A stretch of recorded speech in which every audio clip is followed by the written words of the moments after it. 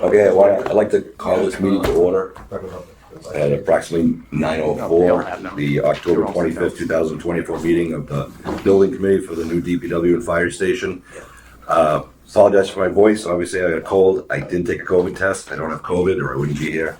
But I'd like to get the meeting started, and if you don't mind, I'm going to try to pass over control of the meeting, direction to Bob, the vice chair, so I could just save my voice and listen in. So just quickly on the top of the agenda was the approval of the minutes from July 12th and October 4th. Are there any questions or a motion? So moved. Motion by Derek to approve both sets of minutes. Second. And seconded by Gordon. All in favor? Aye. 5-0. Thank you. And there is one invoice. Derek? Yep. This is our second invoice from SEA. This is Silver Engineering. This is from the planning board meeting. This one's for a total of $7,070. This was submitted for payment, but here for approval.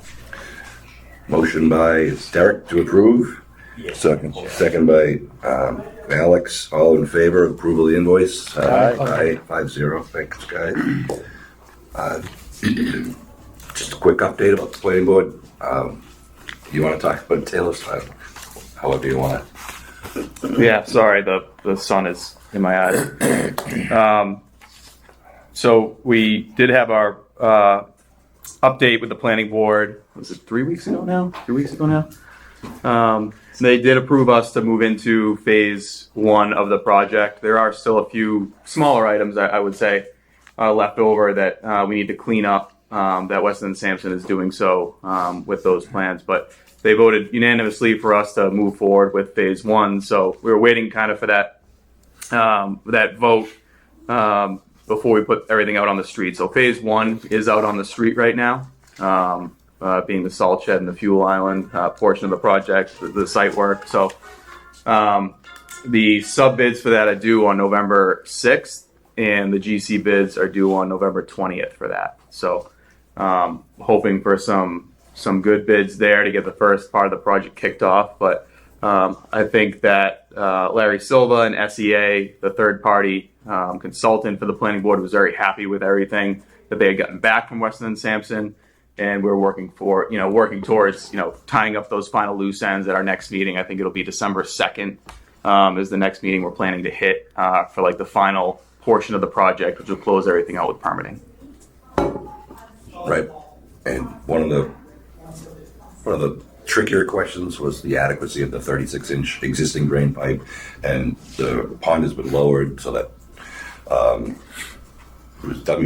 Weston Sampson survey is going to get down there and take a more accurate measurement after the silt was. Thank you guys for cleaning that out. DPW cleaned out that 36-inch RCP. So they want to take some measurements to understand inverts and pitch of the pipe.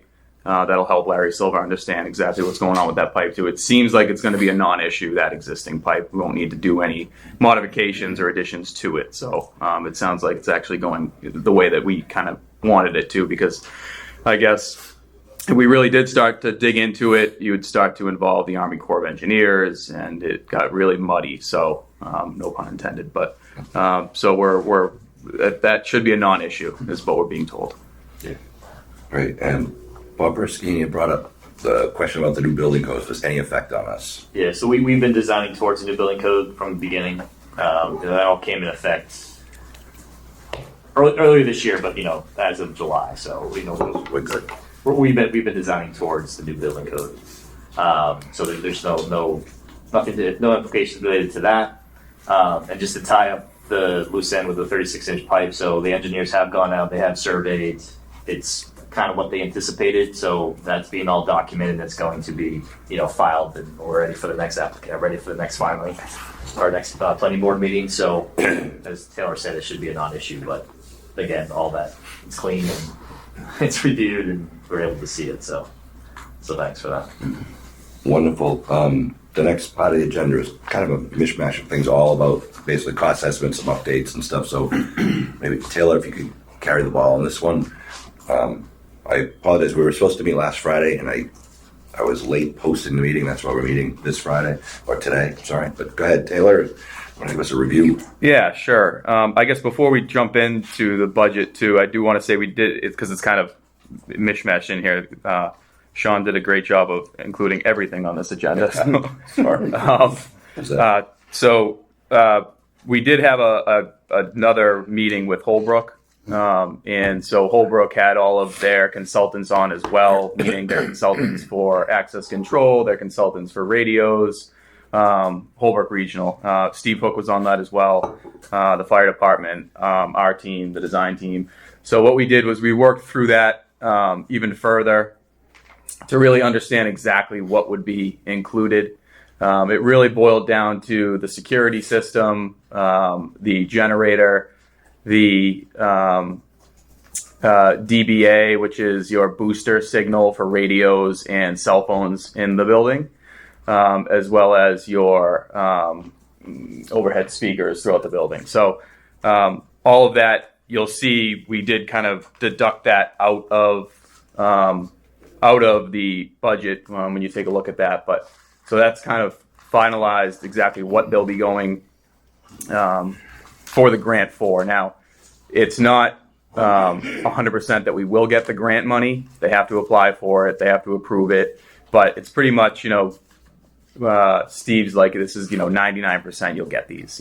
Every community kind of gets these. So got a good shot of that. They weren't willing to accept anything for the DPW. It all has to be tied to 911. So unfortunately, we tried to have them include the provisions, back boxes, conduits. That gets really difficult because they have to use their own vendors. So that's not really something they wanted to touch. They want to kind of come in, plug and play. So you'll see in the estimate, those items are in there. And then what we did was at the bottom of the estimate, deduct those out. Same with the fuel island costs. All that stuff is in the estimate. That's deducted out at the bottom. We do have that 1.4 million, I believe, for the fuel island work. So 1.2. So that's all deducted out at the end. Sean, do you want to pull that up? So 274624. What we did was we updated the OPC that we've been working with for a long time now. OPC is The opinion of probable cost. Or your development budget, we'll call it. We updated the top portion of that with the estimate that we just got back for this portion of work. So we didn't touch any of the soft costs as we go through this. And then we took kind of a different approach with a second estimate. So we provided you two a couple weeks ago to look at. What you'll see in this first estimate is that with this really additional square footage of the DPW, we're over budget. I'll let Sean walk through this in a moment, but and then what we did with our second estimate was show a way to get to budget. And we'll talk about that more after we go through this main one, but we wanted to show that there was a path forward and we can discuss this a little further. Right. So as Taylor noted, we estimated the project as it stood, as we've been discussing, with the correct square footages, the deductions that we were talking about, what's necessary, what could be, it's all necessary, but what could be potentially, pulled out or whatever to get on budget. But again, this first budget is kind of that all-in number with everyone, both departments, with the max square footages that were designed and that are in the documents that were priced. So that includes the 25,100 square foot fire station building, the DPW building 18,750. So then these are the costs per square footage in construction. So you can see the cost per square foot here to the right. And what we did is we broke out the site work for both phase 1 and phase 2. So the phase 1, as we all know, roadway work, or the driveway, fuel island, a little bit of retention area, and the salt shed. And phase 2 is everything else. And with everything with phase 1, we're expecting between 4 to 4.5 million for phase 1. So that's kind of our target when we see the final bids come in. That's what we're expecting. Right, and then on top of that, so we asked our estimators to pull out phase 1 scope and phase 2 bids estimates. So that's what Taylor just noted. It's roughly 4 to 4.5 million for phase 1 scope. So that's what we would anticipate when we get these bids back November 20th. So then we had the cost per square foot for the salt shed, and then the building demolition, which is varying from the beginning. That's all the existing DPW structures. So then just the hard cost, straight trade cost, 28.6 million. So we're still holding a design contingency since we are just at the tail end of this is just design development estimate. So at this stage, we always carry 5%. So that's on top of our trade cost. And then an escalation of just under 1% for starting construction, or at least bids coming in, January, February. That's kind of what is anticipating if we keep proceeding as is. So we'll have a direct construction cost of 30.2 million. So by looking at general conditions, general contractor markups, general requirements, insurances, bonds, and then their fee, it's an additional 5.1 million. This owner's construction contingency is 5% of the total construction cost, and that's to capture any change orders, unforeseen conditions at construction or construction only. So that's the owner's contingency that we recommend and hold for a construction project of this size. So that brings a bid. If we receive bids tomorrow, our estimators and our team feels it would be about 36.8 million. No, excuse me. I'm sorry. I don't mean to interrupt. Sure. It's 36.8 million minus the owner's construction contingency. You're right. Yes. So the bids would be right around 35 million 400. 35. Yeah, exactly. Okay. Yeah, I missed Sorry. that. No, that's correct. And that owner's construction contingency is not just to capture, unforeseen conditions, but it can be to, add things back into the building. It could be for owner added costs, as well as, unforeseen items as well. So then we've been carrying from the beginning, equipment costs, IT equipment costs throughout, furnishings and furniture, FF&E equipment, the fire department equipment allowance here. Those are most of the elements within the decontamination area, dryers, extractors, and so forth, which we've been carrying all along. So those are some of these owner's soft costs, and the networking equipment, computer equipment, telephone equipment. These are just some of the allowances that we've been carrying. So going through all of that, so as you can see, some of the items, the fire department alerting system, as Taylor noted earlier, would be tied, or we're hopeful for the grant money from Holbrook, and then the tower communications, there's no tower, but communications antennas, and then security system and access control. We're not carrying any industrial equipment for the DPW, which we've reviewed and discussed. So that's a little over $1 million. Then there's a contingency on top of that. So that would be a total little over 1.1. Then all the owner indirect costs. So our contracted fee, the architectural engineering contracted fee, the OPM contracted fee, the remaining appropriations from previous appropriated funds from previous town meetings was a deduction where we carried the cost of the land acquisition costs. And then all of these other elements, so some other allowances for reimbursables, utility back charges, reproductions, legal fees, construction material testing, something that we need to have on the project anyways. So that's an allowance there. Town carrying builder's risk insurance, so just an allowance for that. Commissioning at the end of the project, and then temporary relocation. Working with some of the numbers that John received for the comics boxes, the fencing, the trailers, some of the security out there. So that's again just an allowance. So a little over $4 million. Then there's a small contingency on top of that. So a total project cost of 42.4, which includes all construction, all the soft costs. And now looking at the deductions. So we know that we have 1.2 million for the appropriations for the fuel island, which was voted on last meeting, town meeting.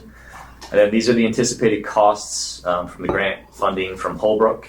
So as we know, the generator, the security access control, the BDA or EAS system for the buildings, intercom and desk phones that are tied to E911, and the PA system or the station alerting system in the fire department. So all that's a deduction of 1.9 million. So it's still, so the total project cost at this point with what we bid at a month or so ago, 6 weeks ago, is 40.5 million. So as we know, the appropriated funds 38.5, so it's just over 2 million, currently over budget.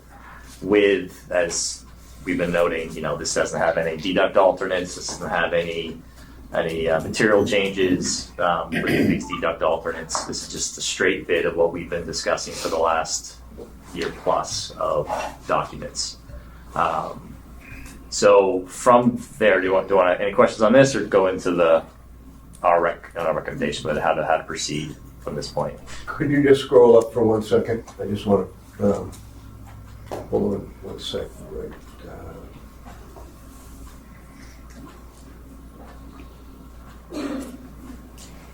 Where was the, okay, all right, I'm sorry, I don't have a sheet in front of me, so I just need to get some numbers down. Let's scroll down a little bit to the soft cost contingency. So we have an equipment contingency of 54, and then the soft cost contingency, 370. 360, okay, thank you. So, so after we went through this, reviewed the estimate, we reviewed ways to make reductions or reduce allowances in certain locations. Can I jump in for 1 second, Sean? Sure. So, after we looked at the first one that we just went through, we pretty much know it's because of that extra square footage that we knew going into design before this next portion of design that that extra square footage would probably put us close to over, if not. So it wasn't too surprising. So we went about it a little bit differently with the second OPC that you'll see is we went and wanted to go through and try to find a way to get us to budget without getting rid of any program, any square footage. How would that be done? So what we're going to walk through next is, and these are just kind of recommendations on ways to get the work done that we've done in the past. We've seen other projects do in the past of really getting the building up and worrying about the inside, furniture, security, anything, things like that after the fact. It's not like we're saying this is the way to do it. It might be a mismatch of ways of doing it, but that's what we just want to throw out there is kind of our thinking on it. What we really felt was both departments have done a really good job of kind of shrinking their building already. We know that we need to keep everything inside of the DPW, so we didn't want to start cutting things now just to get to a number. We know we can get that way, so we wanted to show it another way. So with that, I'll let Sean walk through this next. Right. So I'd like to add something to that. This is based upon the design development estimate. The best number that we're going to have is the GC bid. We'll do another estimate during construction documents, but the best number we're going to have is the GC bid. And our goal here is to get the drawings out of the street for bid. We're looking at a period of time right now where we could be seeing a little bit of a drop. The activity level is a little low. We're making some excitement in the project, but we're balancing our budget based upon estimates. And the best number is going to be what the contractor will build it for when they submit those bids. Hey, can I add one other thing? All right. I just want to be careful saying that the $2 million overage is because of the extra 3,000 square feet in the garage, because we had this discussion a few months ago. The cost per square foot of the garage is not $3,000, is not $2 million. So it is contributing to the $2 million, but there's certain other items. And I think we're going to see your proposal of the reform budget, which I assume the committee is going to support, is maintaining the buildings as they are and then finding other ways to make this kind of a balanced budget moving forward. But just want to clarify, we can't simply say that 3,000 square feet of that garage building is the $2 million cost over. That's not exactly true, but please continue. I think what you're doing is a great job. Yeah, it's pretty close. We did run it with the square footage as well, but yeah, it's pretty close. So going through this as both Taylor and Sean just noted, so we're not looking for alternate ways. We are looking for alternate ways to find that sweet spot on the budget so that we can we comfortably go out to bid, and then have the funding to construct the project. So go through this. So again, square footages remain the same. The cost per square foot remain the same. Everything, the design contingency stays, escalation stays, everything, general markups and conditions, all stayed the same. So the first deduction, the first reduction that we've potentially will suggest is the owner's contingency reduction of 1.5%. So as we noted, that's change orders, that's unforeseen conditions, and potentially bringing things back into the project. So there's slight savings there. And as you'll see into these equipment costs and IT costs,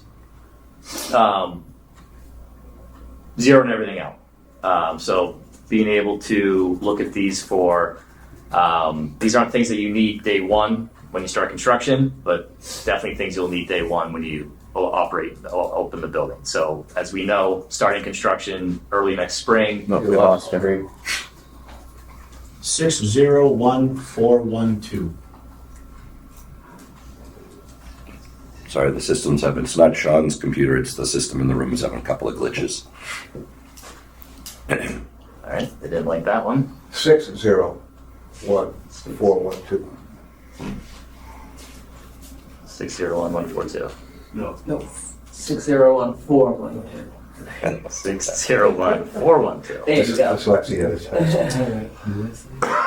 Sorry about that. Feature disabled on receiving end. It does say loading though.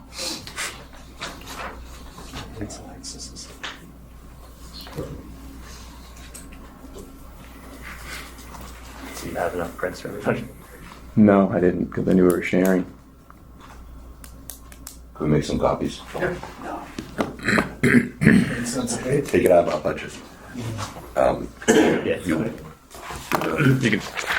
You have any notes on there? You don't want anybody to see? No, I didn't write on those ones yet. Can I ask, while we're waiting for copies, I noted, I think it's gonna be on the budget, though, is that right there? Yes. Great, Here we go. let's continue.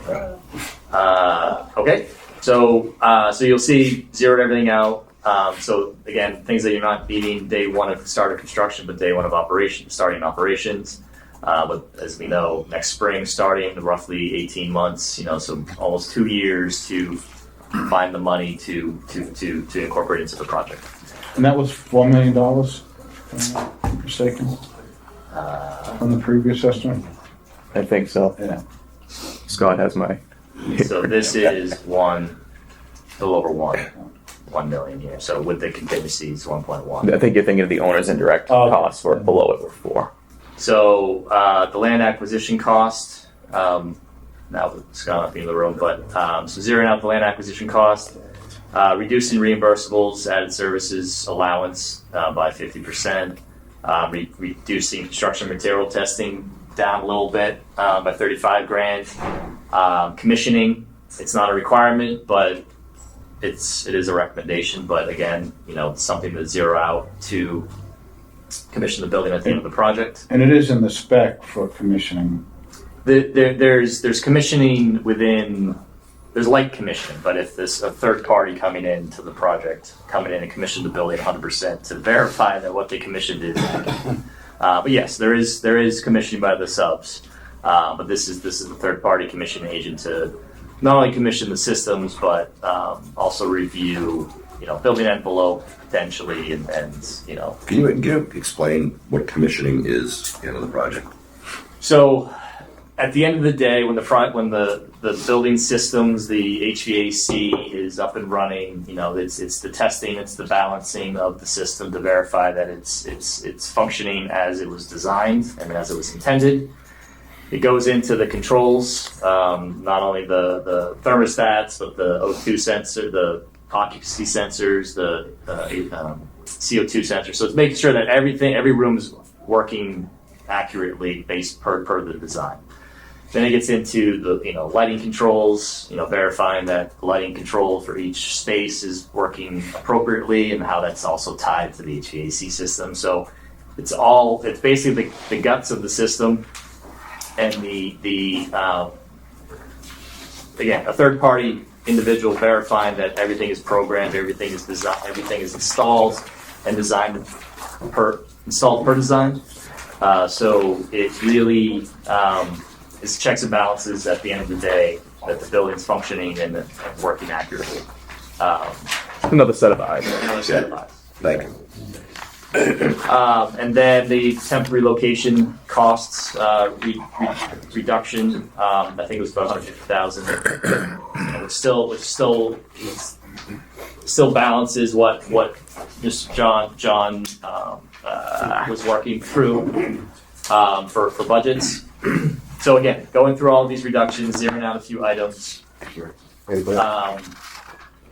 So that total project cost is $40.3 million. Still holding the deductions or the values for the potential grant funding at 1.9. So then that gets us to the 38.426, which is just under 38.5. As Taylor noted, other communities have done this, and then they have the 2.5-3 years, whatever it may be, to find the funding, whether it's through other grants or through other town meetings, through capital budgets, whatever it may be. It's Through contingency as well. and through contingencies, exactly. Can I to build off of what Sean and Taylor have said, other communities have done this. First, as Taylor had mentioned, even after we zero out, primarily it's the equipment. We zero out the equipment for the time being because it's not something we need right up front. All the infrastructure will still be installed in the building. We still have a total contingency for the owners, construction and soft costs of $1.4 million. The intent is not to spend that, but every budget has to have a reasonable contingency when you're stepping into the project. The other component that could be adding back to that bucket, because we kind of look at it as a bucket at this point. Say your bids come in $500,000 under budget, so that $500,000 goes right towards equipment. So what we're trying to provide to the town is a working budget that replenishes itself as we start refining the numbers. And I noted we had a similar situation when we built the town hall library here, where a lot of the furnishings in the offices, and Bob Briskini remembers this, and Henry Calla remembers this. A couple of volunteers actually took a truck into Boston to a engineering firm that was closing shop in an office building, and they told us we could take anything we could fit in the truck, which we did. And pretty much all the filing cabinets, all the tables that were in the town hall were. That's how we fund it. Now, that's not what our plan is for the fire station and DPW, but it is some of the ways that we can get creative if we need to at the end. So I think what you're suggesting is a good strategy moving forward.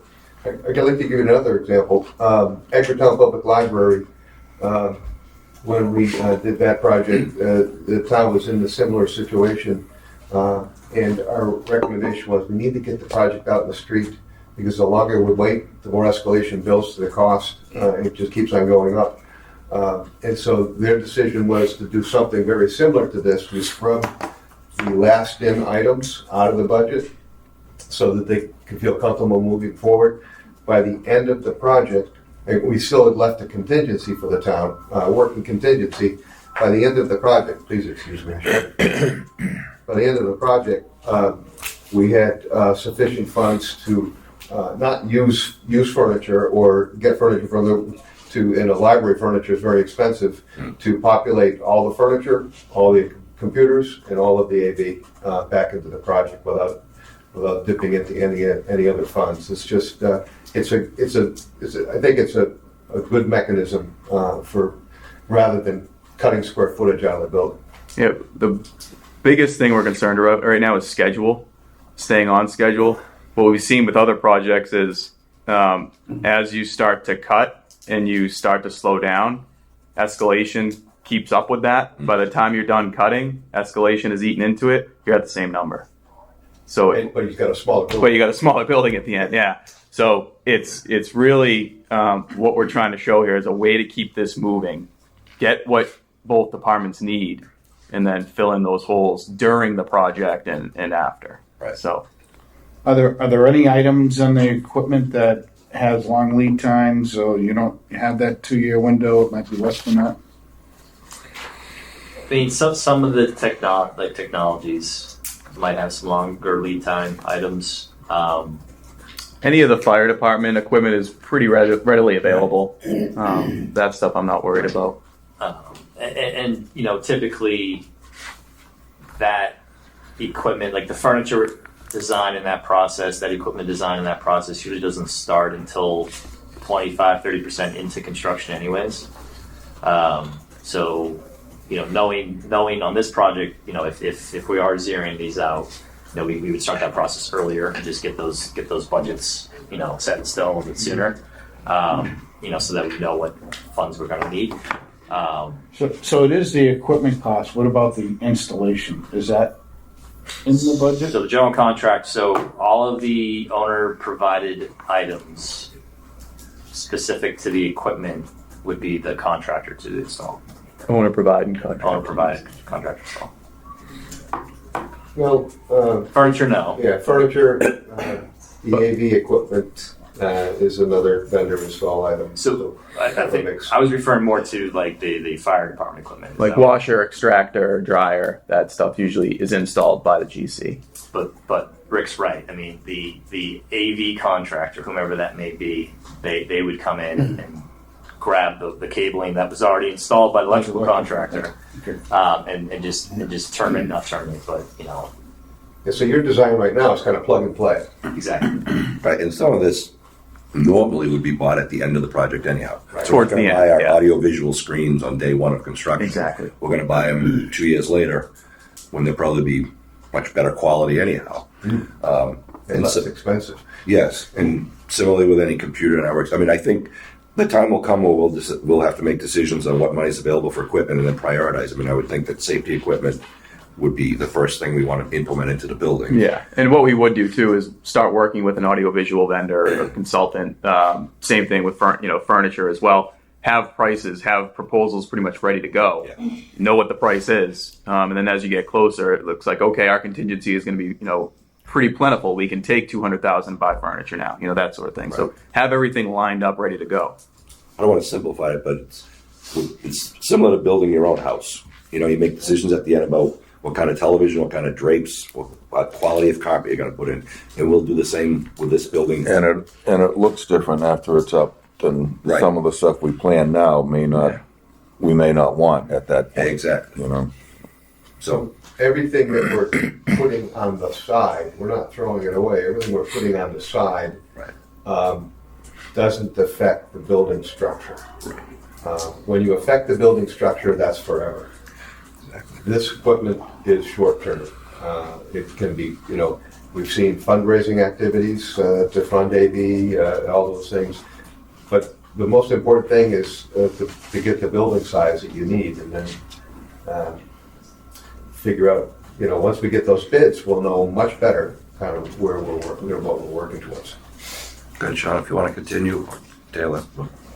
Right. So those are the two scenarios. As we noted, we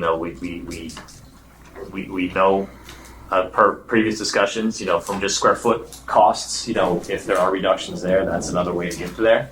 But that's not a recommendation based on the last 6-7 months of conversations. Of the need for both of those quantities of square footage. And what Rick has noted, the sooner we get out on the street, the sooner we have a hard number to really work with and really make those decisions. And I would say too, the design team and the OPM team feel comfortable with, like the owner's construction contingency being at 3.5%. We would like more. You usually want to go in with anywhere from 5 to 10%, but we feel on a project of this size, having $1 million contingency is good. It's working contingency. So And then again, anything that you can save during the project, would go back into that contingency. And, you really just work your best to protect that. And I think that's something we're really good at. So, Can I ask a couple of just quick minor questions? The planning board engineering review, we've been given an estimate that's probably going to total around $20,000. That would be in one of those line items. Is it a general conditions? Is it an owner? I just want to make sure we're not overlooking a couple of prices we know or costs we know. And 10 of that 20 has already been paid. And we should add that a line. we can add a line item for that, yeah. But it's probably covered under that reimbursables ad service. There's probably money in there to play with. Well, I think it's actually if you go down to the bottom, I think it's still being paid out of the 1.3. Yeah. So it might already be accounted for. I can double check with Scott, but that's how we've been funding our current invoices anyways. So I think it's still kind of tied into that. It might be accounted for, but then we'd be double counting because we have the 1.3. So we need to know the total, what's left of that number. Yeah, we should check on that. But not a lot has been spent against that. Yeah, it's not a big ticket item. Yeah, I know, These things that we know, like we wrote breaking out the cost of the relocation, which is a good thing. So we kind of set that money aside, which to that end, the 200,000, excuse me, that's Connex boxes, rental of fencing, rental of trailer, right? And we think that's, I haven't seen. That we're covering in here, yeah. Yeah. So originally we were carrying the 350, and then The 400, I think. I forget what it was, but and then John got some estimates on a couple items, and then Yeah, 350. some fencing we looked at, and so we're carrying that. So I mean, yes, the 200 does cover it. I mean, obviously, if there's some additional needs throughout, while you're there for a year plus, that up. Oh, that's great. It's allowance, but Yeah, as long as we're comfortable. I think Yes. to me it sounds like plenty, but I haven't seen it yet. And then the last question I had was down on the bottom when we had the E911 estimates. It's around $700,000, which is great. During our October 4th meeting, we had mentioned about $1 million. I just want to know that the $1 million to the 7, is that because we have more updated information, or did something come off the list? Or? Yeah, more updated information, but we were using kind of whole numbers before. We were looking at the estimate and just picking, say the generator was a total of, 500,000, right? Yeah. We then took each item that we talked about with Steve and we gave that to the estimator and we said, take off all your markups, take off what would this be with just providing the generator, but the building is providing, all the provisions for it. We're plugging. So there was some work that had to be traded off in there. Okay, So great. So that's just the refined number. it's the refined number. Same Yeah. equipment we were hoping to get. Yeah. Super. Any questions from the committee on the strategy moving forward with the I don't know I don't want to call it the revised budget, but I just comment, I'm fully in support of the plan that's being presented here. I think that's the way we should go forward. The only question I would raise is that a great deal of the estimate, particularly the line items that have been set aside, plus a lot of the fuel storage situations That's what I was just gonna are all allowable costs. And my question is the town representative and the designers comfortable with the level of fundings that are listed under allowables? Because any major changes in those could change the entire budget process. I'm not sure I understand the question. Are you saying the allowances that are in the construction estimate, Gordon, or the allowances that because we don't really have any allowances in the proposed revised? Well, the 750,000, I think, and the fuel storage was an allowance in the estimate. that was a question that we were going to address. Maybe we should get right to that. Yeah, one. that's a big one because that's a Because if that changes, that's a big. So there was a question about something that appeared in the cost estimate, a $750,000 fuel storage tank or something like that. fuel storage allowance. Okay, what is that? Are we double counting because we segregated the fuel island in another part of it, or is that another fuel storage tank that we're not familiar with, or what is it? I did see the question that came from Bob. I don't think it's a double. I think it was an anticipated allowance for any storage of fuel from the current fuel island. I mean, obviously, $750,000 is a lot of money to store fuel just to bring it over to the other new fuel island. I had requested what that actual is for. I don't have that direct answer. Oh, so the purpose was to take the fuel out of the old. That's my interpretation of it. Granted, $750,000. I think it may have been for like it's going to be stored for multiple years. So I have questioned the estimator on that to clarify what that is for. Great. I don't have a direct answer. I do think the 750 is high, and I think it could go. Portion of it could go back to the construction budget, or get reduced from the construction budget, which obviously allows some of these allowances to go back up. Would you really need to store it if the existing? No, you're transporting it basically. I mean, that's. You could probably. That would be the thing. Every piece of equipment. Yeah, bleed it dry and then. Give the $750,000 some other line. Oh. If I may, I have a different, we haven't had a chance to talk, so I apologize, but I have a different opinion of that. I believe the $750,000 is the estimate for the fuel depot. That's what I understood. That's what And we. that's part of the 1.2 million. Which means that's it would- deducted. Yes, But my point is, if the 750 were 1.5 and we deducted 1.2, now we're 300,000 over rather than being under. So that's the point. I agree with you that that's what the 750 is for. yes. So my question is are we comfortable with that allowance? Well, I would say so, because that number came from Weston and Sampson, and that's what they do for a lot of business. And so I believe that they provided that number to PM&C.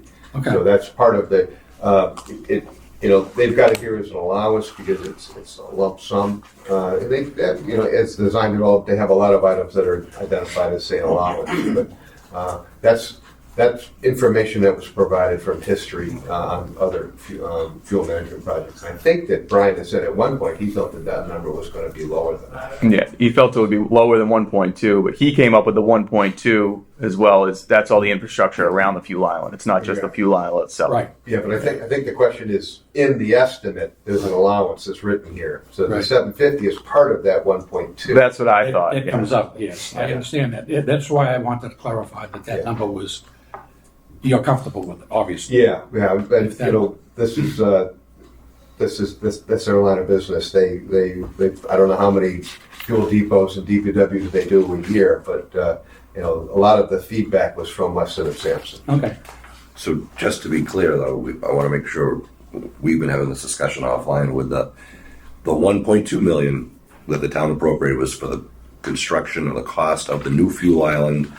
And if it is a 750,000 fuel island, the balance of that, which is $450,000, would go towards part of the roadway construction that is necessary to get to the fuel island. Correct. Yeah. And whatever additional cost to finish that road and to prep the salt shed area is coming out of our general budget, as is the cost of the salt sheds coming out of the general budget, which is shown up there, right? This $750,000 number that is shown separately is not, we being hopeful it was money that was being added to a budget that was double being added in one column and also added in a second column. That doesn't appear to be what's That's happening, not right? You're correct.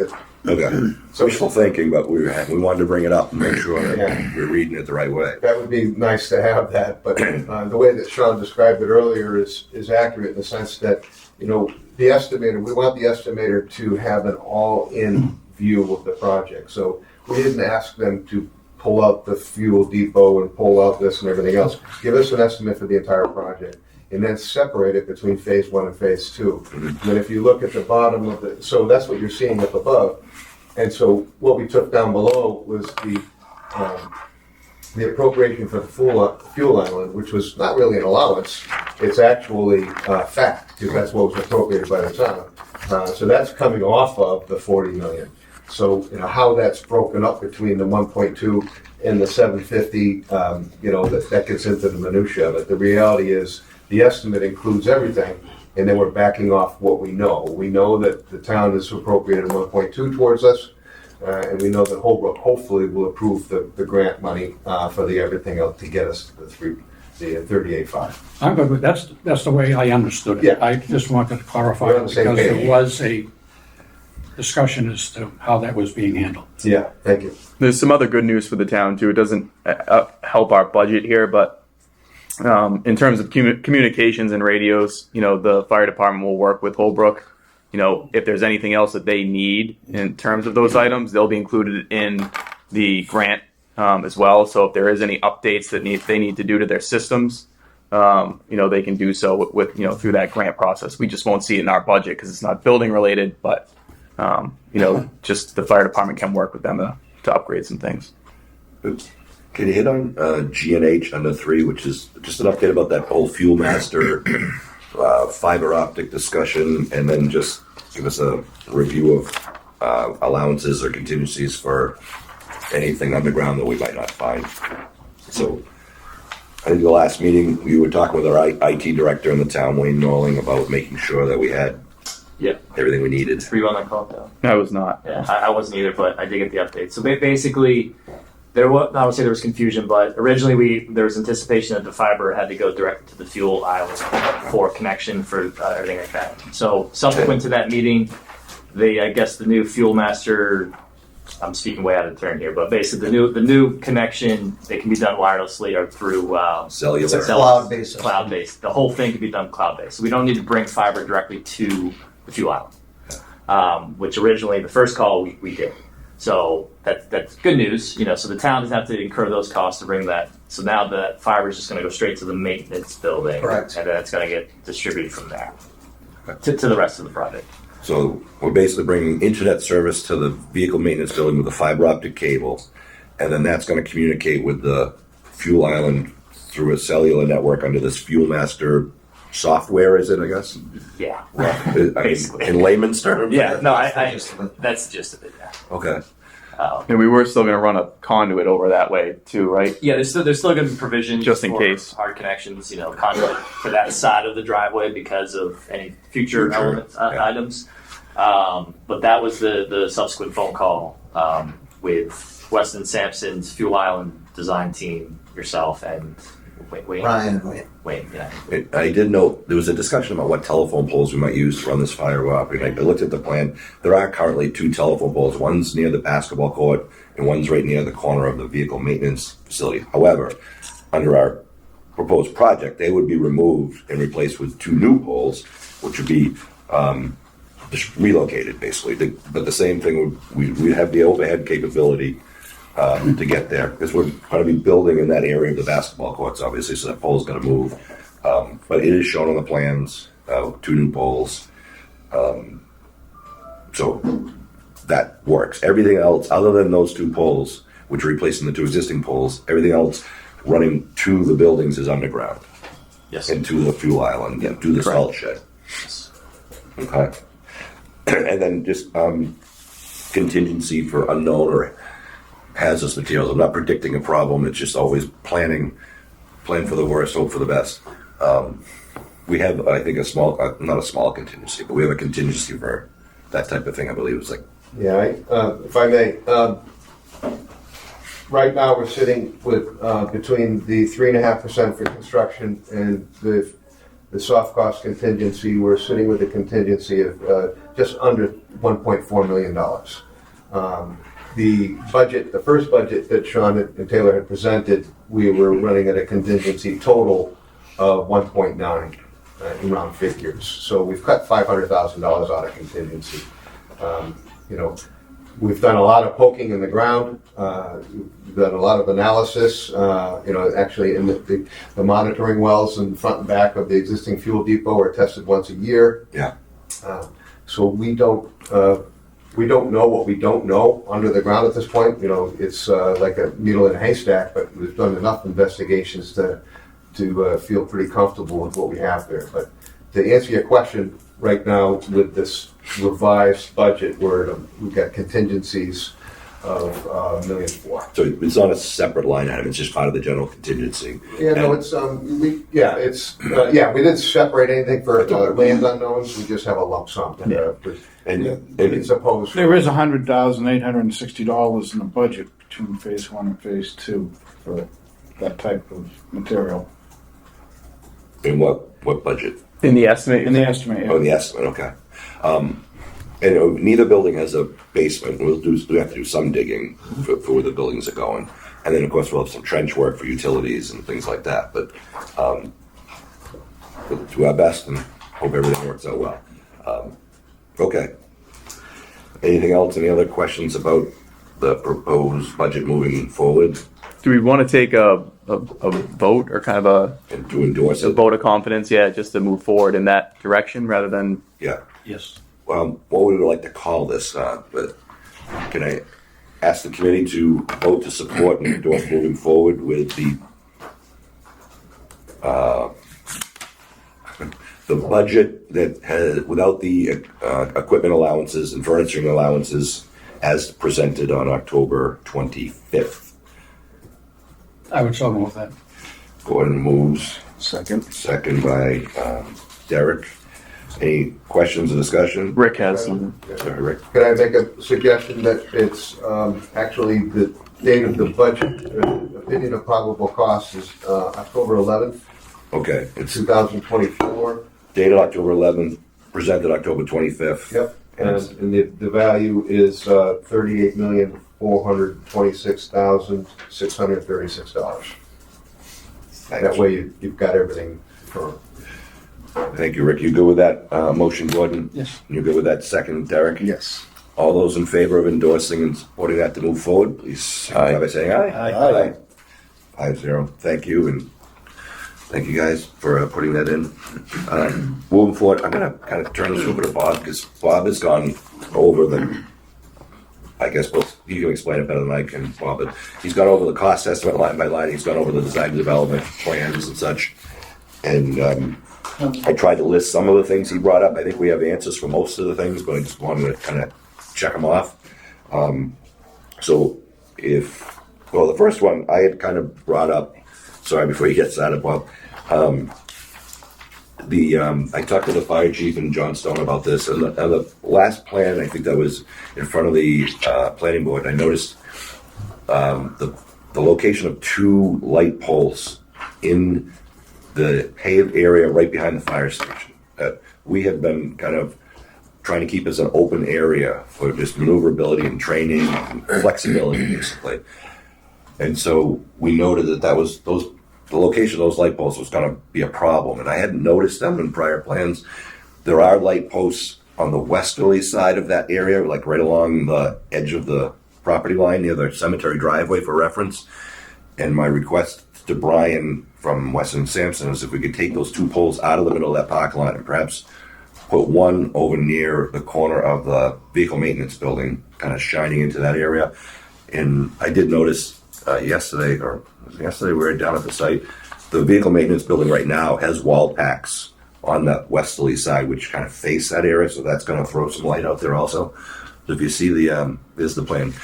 Yeah, those are the 2 light posts that were shown, and kind of asking if we could remove. Now, if I can stand up, I'll show them, just so you're comfortable with it.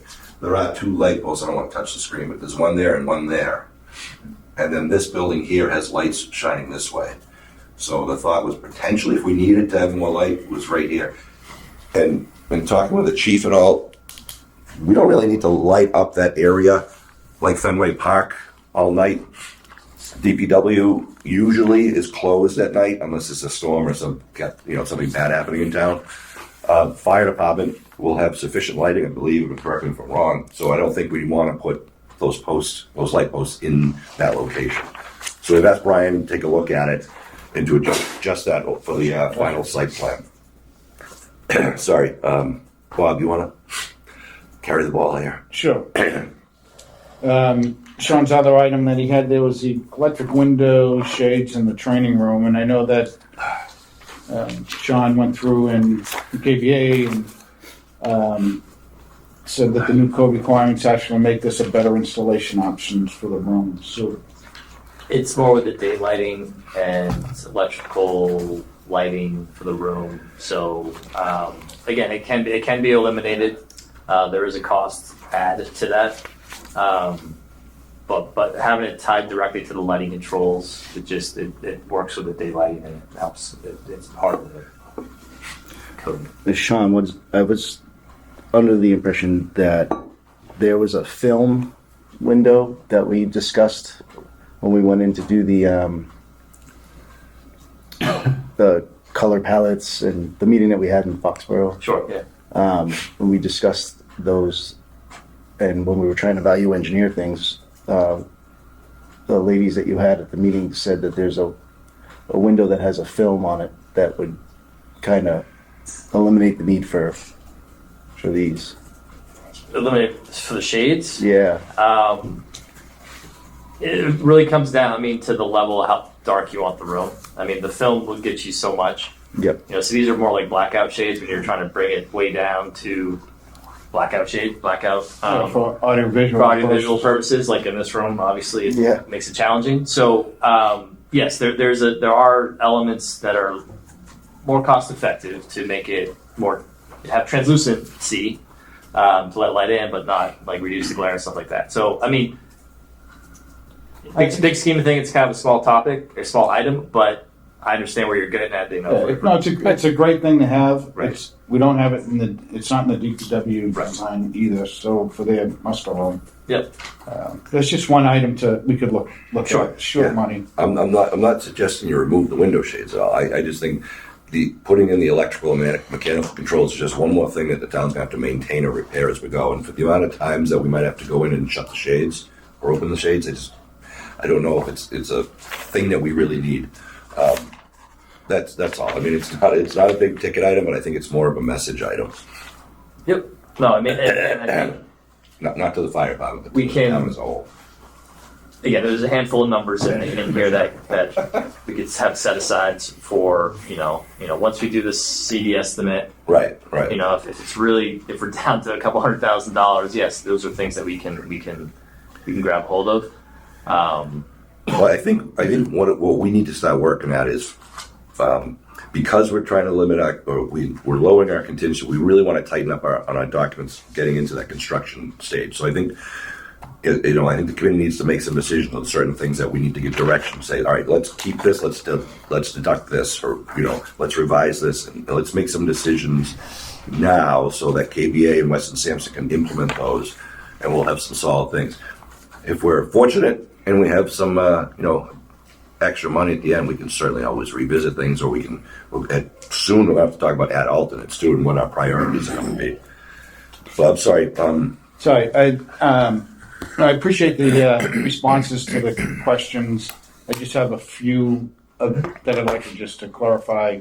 On the hose station sizes, I know that on the documents they were all being at 1/2 inch hot and cold water. I know that both the fire department and the DPW, Yep. we're looking for 2.5 inch connections for washdowns and for filling of the trucks and so forth. So that just needs to get picked up on the drawings.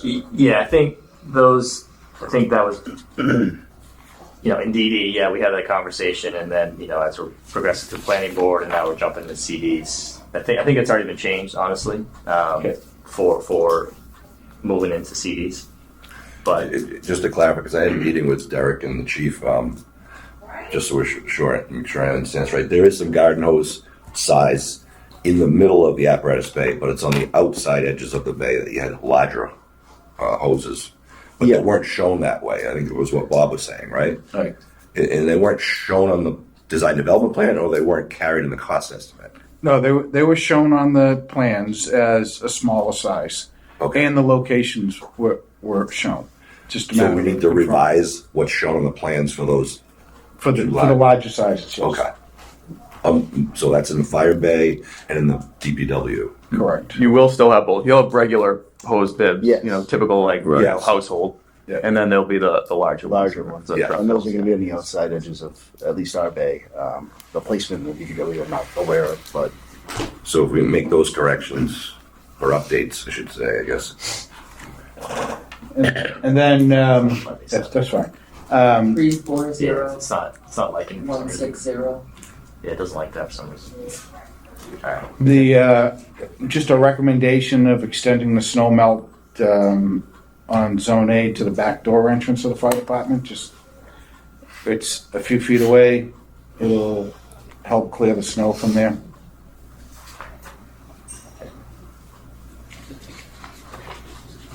We're gonna have to get rid of the window shades now. Is that, Bob, was that in the rear? Yeah, The rear, yeah. Side, yeah. The front already had it, if I recall. Well, we do have snow melt on both at the aprons at the doors, but it stops at the door. So he's just recommending to extend it to the next man door, which is like you said, like 5-6 feet away. If this would work, I can show you. Just to clarify, I thought it did extend out in the front, and it didn't in the back, or did it not extend either way? No, it doesn't include the entry doors on front or back. When you say extend out, it doesn't go out onto the apron. Is that what you're asking? Yeah, talking with the fire department, I think that's what they were hoping. It does go into the apron, Yeah, out into the apron. Doesn't Front. go to the entrance ways. okay, It so, doesn't go beyond the apparatus bay door. right. That's what I'm Front saying, apparatus yeah. bay doors, does it go to the back apparatus bay doors? Yes. Yes. It is, Yes. currently shown, Yeah. and you're talking about also addressing that entrance door. That entrance, it's Okay. only a few feet away. Got it. I can show you if this works, but No, I think I can visualize that. Great. On the DPW drawings, the locations of the swing gates, whether or not they are actually in a good location for so access to the mezzanine. where the gates, the new, Is it in the building? inside the bed. Inside the building. oh, There's 3 swing gates there that, see, it's I kind don't know of, if you had a chance to look at that, John Ryan. the terminology. You okay with those? Right, that's like you want, let's be clear. Yeah. We'll go with that. Then the, Back on, Sean.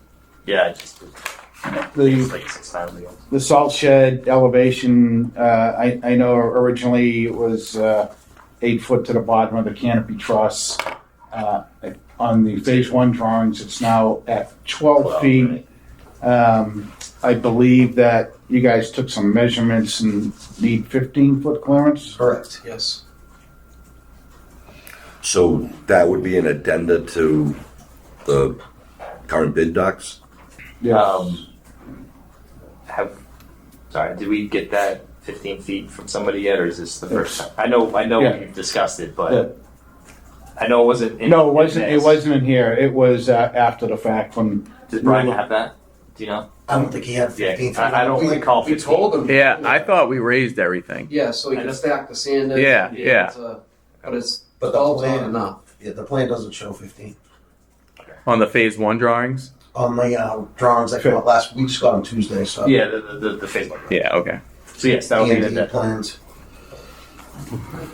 They're not to scale, but they don't appear to be 15 feet. Yeah, okay. I remember you guys sent him that number.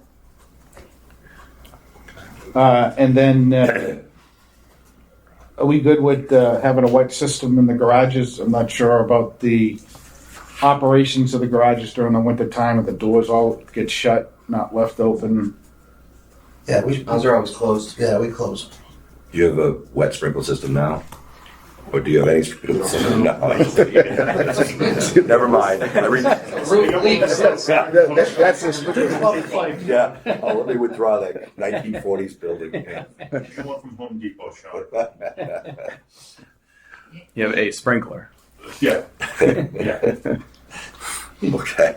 All right, in the DPW garage is also the quantity and the size of the hose connections that need to be looked at.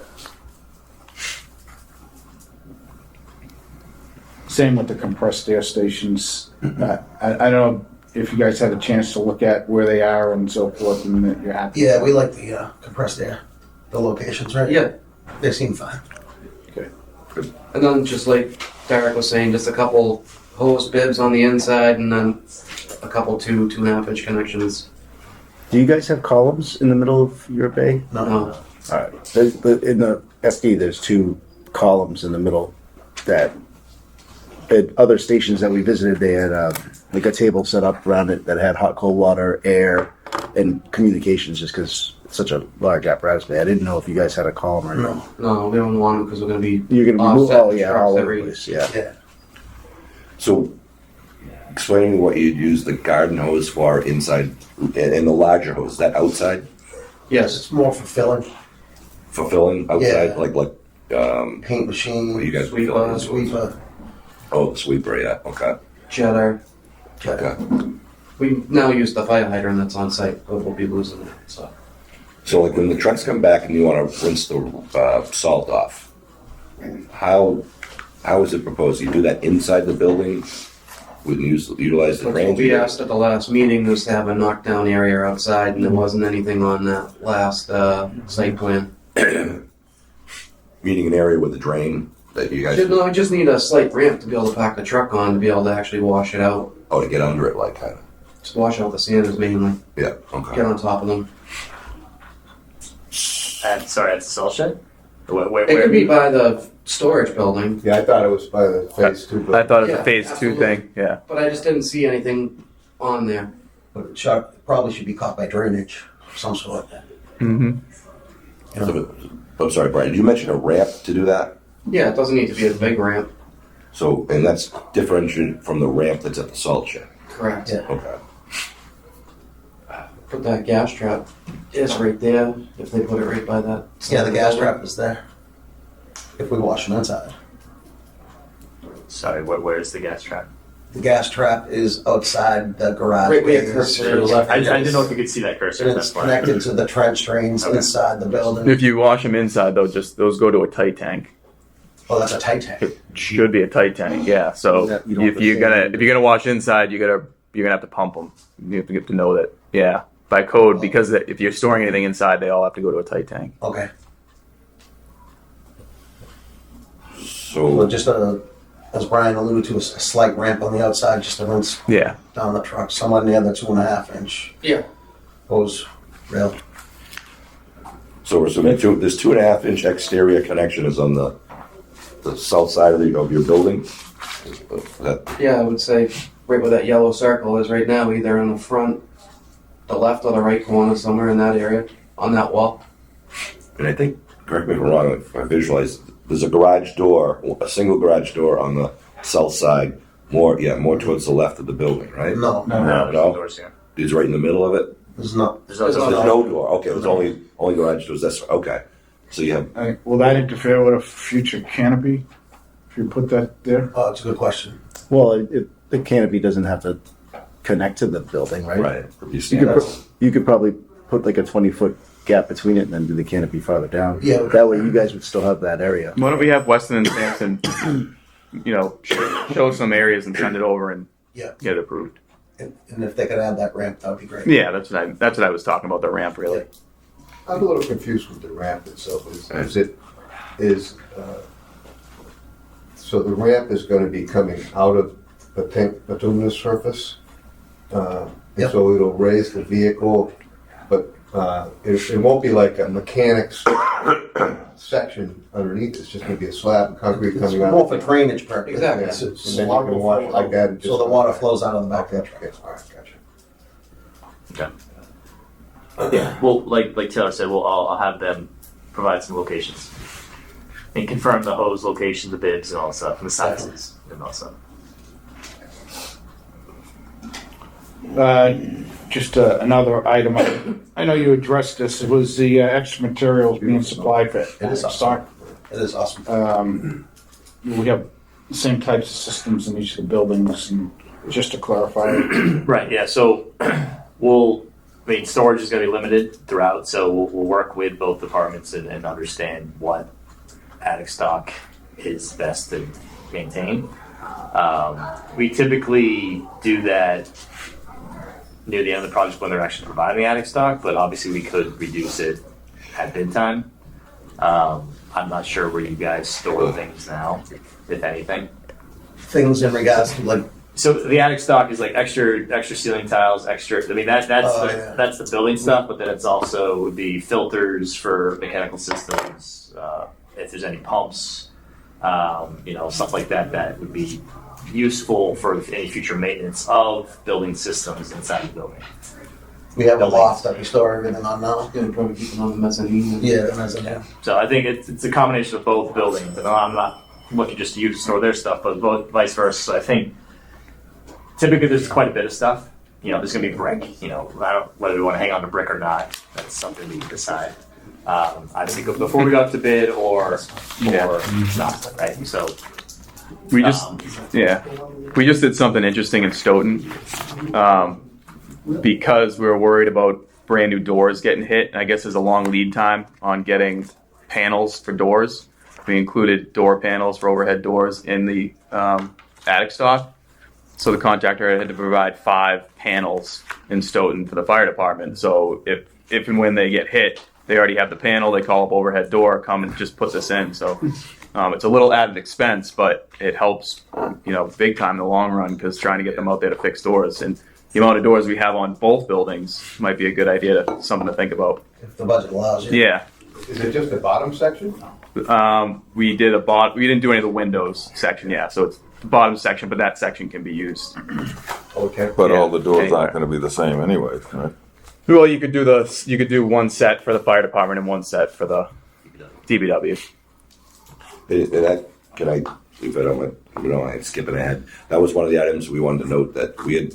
I think we wanted the documents or the plans show fully glazed doors, meaning all glass doors on the fire pit. Opposite. The drawings show the With the panel. sections of lights, but the estimate has full glass doors in it. Okay, so the estimate was high then. Yes. Okay, so that's a good thing for us, I guess.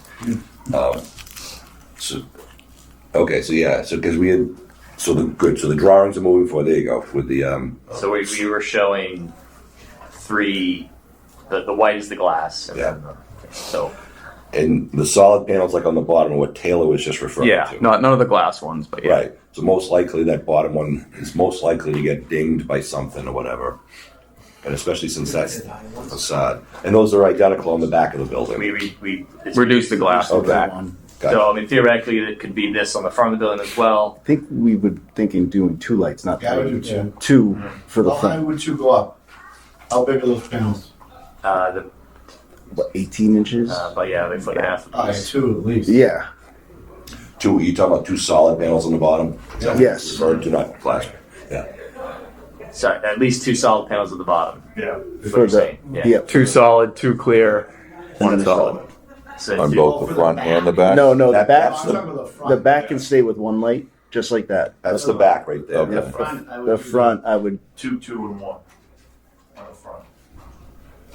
No, the So front can all be glass. The back is what's shown on the screen right now, and you guys are okay with that. The back's fine. Okay. The front, it only shows 1 solid panel. At the bottom, you Might want want to go 2. you want to do 2 at the Can we see that front elevation? Uh, Maybe. No, No. Never mind. It's just like plowing stuff, you kick up rocks Yeah, and stuff like that. So 2 solid, 3, How big No, are 2 these solid. panels? Like how tall? So each Like panel's 18. buddy. 18 inches. It's only showing 1, 2, 3, So, 4, yeah. 5. It's only showing 5 panels. Yeah, so these are 14-foot doors in height. So then they're So, like, really 24. 3 feet each. So those 2 solid, then 2 glass, then solid at the top. Yep. How tall would those 2 solid be? So you're Well- probably looking at. So you need to be able to look out. You're probably close to. See how it's less than the door? I was going to say, compared to the door on the See the left. door? That's You'd be able to see. 7-foot door. We might have 1 or 2 people that might not be able to, but So each section's about 2.5 feet. two. Okay, 5 feet.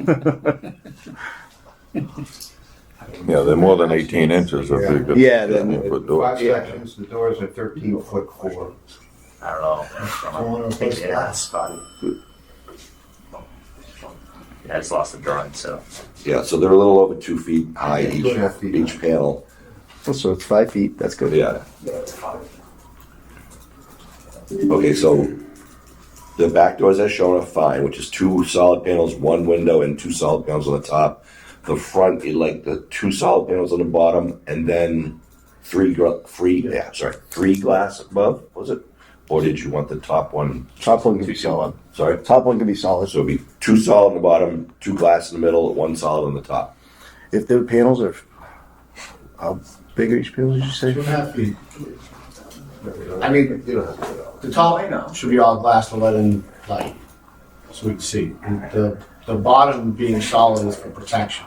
No, yes. To make the top three. Yeah, I mean, you'll have the clear story windows up top also, but that's, I guess, but We could, I mean, I don't know what you'd like the look to be Is it for definitely? the upper part of the garage doors. I would assume like, We have these lights up above here, Yeah, so Oh, we got the lights. solid. Solid Yeah. panels, then we bring it to 5 feet.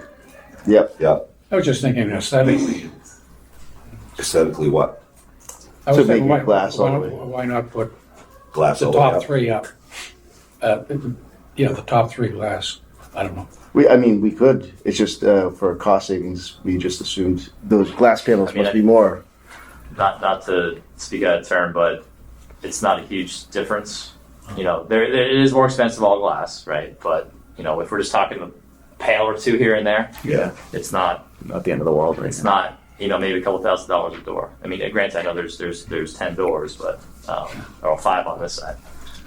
So we'll and like Bob said, I mean, we're carrying all glass doors for all 10 of them. Right.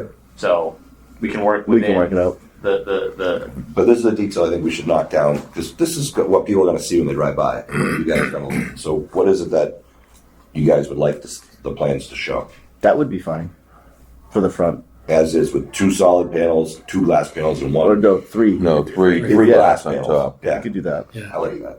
Then it ties, If I may, ties together. with the upper section, is it to view something from the street or to get more natural light in? To view, we want to be able to see. So that's why the bottom two being that 5 feet, we should all be able to see out over that, Yeah. and that's fine. We just didn't want glass to go all the way down to the bottom for more than one reason. But the big one's mainly protection. But the upper section being glass, is that for natural light or is that to see inside the facility from the It's outside? for us to see out. For you to see Yeah, out. but the Oh, top. the upper ones. Upper section. Oh, I think that was just part of upper the way section they is for- designed. It's for light because this is the south side, so Okay. that's gonna Right, be. That's what I'm trying to. This is the south side of the building, so that'll be all light coming in. Free light. I just wanted, Yeah. I wanted to clarify that because if it was to see what was inside from the outside, you're so high up, you're not going to see it. Oh yeah, yeah, Yeah, yeah. that, We that's do have departments that want all glass so that everyone can see their apparatus. So we'd like to move forward with the front doors having 2 solid panels on the bottom and 3 glass panels on the top. Is that right? Is that what you guys want? Yeah. Sounds good. All right, so we can make that revision, that'd be swell. That's what you want at this point. Yeah, I mean Yeah. that works perfectly fine. Next for us. item, the. Thanks, Bob. The DTC control system, it wasn't clear whether or not there was a system for each building. I know the response came back and said that it'd be ideal to have one system. Not sure what the thoughts are from the departments, and having a system in one building and needing to go to another building in order to make changes. I would agree with that. That would be like having the town hall library on one control system. I think you need to have the fire department control their building and the DPW control their building. Yeah, it's all in the networking and access to the, I mean, this will be available for Scott to do it here if he needed to or anywhere. So it's just how we connect it. But each building will have their own controllability. But then if we allow it, the DPW can control the fire station can control the DPW. I'm not saying that's what we want, but I'm just saying it's the capability is there, the capacity, so they'll be connected to the networks. So are you saying like there's a one hub of the control system, but they can each department can control their building from their respective building? Yes. You would need a workstation in each building in order to do that. And that's not what CES is stating there, so. 4? So, Yeah, he's saying it'd be ideal to just have one system, but so I guess that's the. I mean, it like you said, they would just have one workstation in one of the buildings, and then no matter where that workstation is, you remote into that workstation to control. Like if you have to make modifications to your controls, it just comes down to security. And allowability, and who's going to have access to it. But who handles controls? Who for the town handles controls for the buildings now? Is it each department or is it one person? There's a closet in my office in the back of the apparatus bay that pretty much if someone owns something, no town internet or a telephone, in a closet about 2 feet by 2 feet. Yeah. What I'm saying is, I think it makes it easier if there's like one person who is in charge of facilities, controls. Each building controls their own HVAC system. Yes, yeah. Each building it's separate. Yeah, they're not. The infrastructure for That's true with the schools, and telecommunication, that's police, and library. Agree. I understand they're separate. I'm saying though, is there anybody in town like for the fire fire department? Is there somebody on the fire department that if you have to go in and change any of your controls, they do it, or is there somebody from the town that comes in and does it? Wayne does it. I mean, we have the lighting control So- like at Station 2 in the closet. But we don't.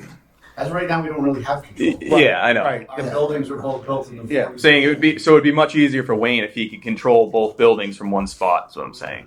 Yeah, and then we had that meeting a very long time ago with Wayne and talking about the design of the network room in the fire station Yeah. because it's oversized because we're going to be putting a lot of equipment in there. Yeah. And it was going to be like a secondary hub to help him because of the controls he has here kind of go through the station now. Yeah. I think that it'd be good to talk to Wayne again just to see Yeah. what he wants to do. I think what CES is saying, each building is independent, but if they're looking on their GUI, they can pick either the fire department, do any changes there, or they can close that and then open DPW, make any changes there. That's Great what. question for Wayne. Yeah. Bob, this is what you do for a living. Do you? Well, I typically, if you had a campus and you had a facility staff that ran the campus, they would do it from one location. But where there are independent buildings and so forth, and there isn't someone sitting there going through and looking at it, if there's an issue, then they need to go to one building or have a terminal in the other building in order to make the change. So recommendation would be to have a computer in each building and being on a network that be able to be, anyone can come in and. So, for example, the DPW's heating system might be programmed to kind of cool down at 4 o'clock in each day because they usually close. Yes. But during the blizzard, that does it right now. yeah, but during the blizzard, when you're going to be there overnight, you could override it and raise the temperature for the night because we're going to be here all night or whatever. Same thing for the fire department's going to be consistent every night because someone's there. Isn't this going to be like cloud based and you get control from anywhere? Exactly. So does it really matter where the hardware is? Well, right now, the way the spec is written is that you're getting one computer station and then you're getting a handheld, maybe a PDA in order to go through and make changes. So it's just, you're right, it can be changed from anywhere. But where it's housed is the main hub. So it's going to be like a server rack. Yeah. With a computer. It's it's going to be a CPU with a monitor. That's really what it's going to be. Does it matter? So what we don't, I guess what we want to make sure, and I think we all agree with this, we want to make sure that DPW doesn't have to go knock on the fire department's door and say, "Can you turn the heat up, please?" Correct. Right? Correct. And And they will be able to turn up wherever the hub is. Really doesn't matter. I hate to dismiss it, as long as each building can control their building. correct. As long as they have an operator's terminal in each building. So, is what you're suggesting is that we need to add an operator's terminal to the DPW? That's the only thing we're missing? Correct. I haven't seen what the final layout Okay. actually is. It's just the way that it was noted. It wasn't clear. All right. So you'll keep an eye on that. Hey, at the risk of, I don't know what the risk of, but are these discussions more appropriate for a working session rather than a committee meeting? 'Cause I think Yeah. There's a lot of, There's a lot of these are stuff. all great No, comments. yeah. And they're gonna require a lot of interaction and back and forth, and in some cases, may want the engineers here to be involved with that. So I'm wondering if, it's more, because I'm afraid we're gonna start losing people here. I'm wondering if, because we have a number of working sessions that need to take place all across the board. I'm just wondering if a lot of these are better handled in that scenario. I would agree. I agree. Yeah. I think, so let's try to like note the issues and maybe we can set up, you know. Solve them later. Yeah, exactly. Yeah, these are perfect comments. Just, I don't want to lose people. Yeah. Go ahead, Robert, moving forward. Well, if we're gonna talk about all those other items at a later date, there is a couple, I guess fire station display case location.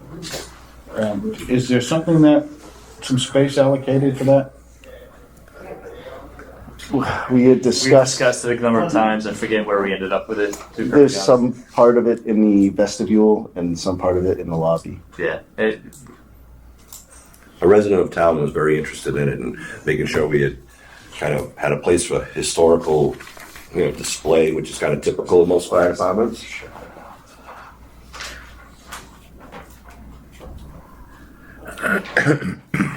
So I think We right above the word vestibule, it's in here. Right? Yeah. that wall there, I thought. What is that? About an 8 or 9 foot, looks like 11 on the outside. Yeah. Yeah, so it's like an 8-foot display case in there, which we actually need to review because that's where we're gonna have a lot of panels. Like enunciator panels and such.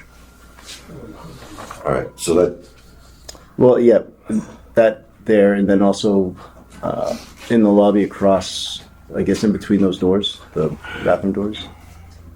Yeah. Yeah. there was going to be a video screen, I think, between the 2 bathroom doors, but if you'd rather have a display case, you know, I guess these are things that, This is something we can work out in. Yeah, Yeah. right. I'm thinking that a lot of these things, we Yeah. have to sit down with each department and Sometimes review it those. goes away. Yeah, I agree, but to a point, we do want to kind of nail down something so they appear on the construction documents. And we'll try to keep a running list, so the different things that are brought up. So, all right, where are we? All right, I'm gonna go to number 5 just to move it along. So the status of the phase 1 bidding for the fuel island, salt shed and driveway, I understand there was a walkthrough yesterday. Yeah, We we have, walked through yesterday, the bids, sub-bids are due on the 6th, and the GC bids are due on the 12th. 20th. 20th. Do we have a good contingency of? We had 4 contractors, but it wasn't mandatory, you can't make them mandatory. There really was nothing to see. If it was a renovation project, you'd get more people populating it, but here, people showed up, but I think it was just one general contractor. Yeah, it's 1 or 2 generals and a salt shed and a fuel island guy. Salt shed provider, and then a couple of file sub-bids. We're lucky we got anybody. We've been seeing walkthroughs where nobody attends anymore. Getting less and less attended. What about taking out drawings, taking out plans and I specs? haven't, Sean, you were gonna check that, I don't know. Yeah, not Taylor, sorry. Brian did. I don't know that there's you know, a dozen people. You know, there is interest, and I think honestly the interest is also the phase 2. You know, so get it in early, really, right? So, Sorry, can I go back to the one thing in 4 that obviously I brought up a few times? The cement board versus the metal panels in the fire station. We didn't get a cost estimate for that, and I thought we were going to. So no, I have a cost per square foot. So the metal panel was Excuse me. 70. 75 to 85 for metal panel. 75 for metal panel, brick is 54, and fiber cement's 30. Okay. So, I hate to hop on it, but I need to hop on this. This is something we discussed at a prior meeting, and I think the deputy had mentioned the Westwood Fire Station, which had the brick on the first floor and had it's called cement siding, but it basically looks like siding. It's more durable than the old-fashioned aluminum siding or whatever. My concern was, again, this is a It's a public safety complex. People drive by. We're going to have 3 different style buildings. DPW building is going to be away from view when people drive by. And I wanted to see if we could do something to kind of blend in or complement the existing police station, which has this cement siding, the fiber cement siding. I like the brick on the first floor. The metal panels they're expensive. They're expensive up there, and it's just something that's a completely new look being introduced onto that site.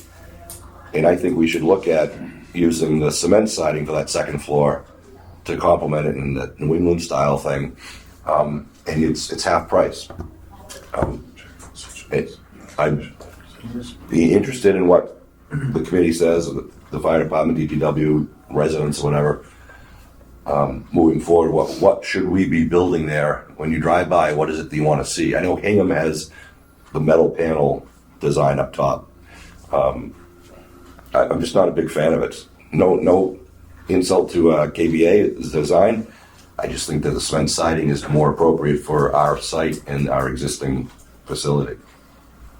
So, any strong feelings either way? Deputy Driscoll.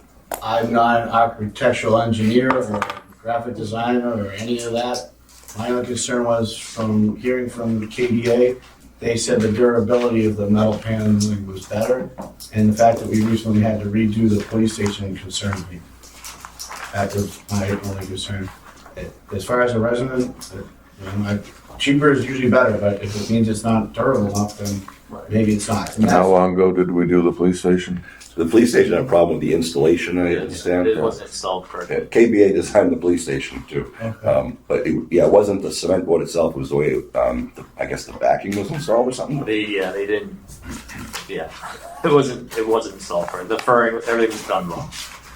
And unfortunately, it wasn't caught during construction. I don't know. I wasn't here or there, but So like when me and Derek went down to KBA, we looked at all these materials, including the metal paneling, the siding, and everything. We said we want the most affordable but durable things, whether it be tile, rugs, everything. And so we said cheap's great and also durable. So the cheapest, most durable stuff.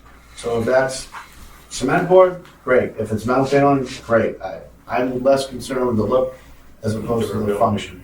Yeah, I think, and brick is known, for its durability. Yes, but brick on the first floor is going to be Right. the best option. That's what I'm doing. And hardy board or cement board is also known for its durability. It's also quicker to put up than brick, so you save some labor costs in doing that. I think that's reflected in the price. I'm curious if OPMs have any comments about the different building materials, pros, cons, or no comments.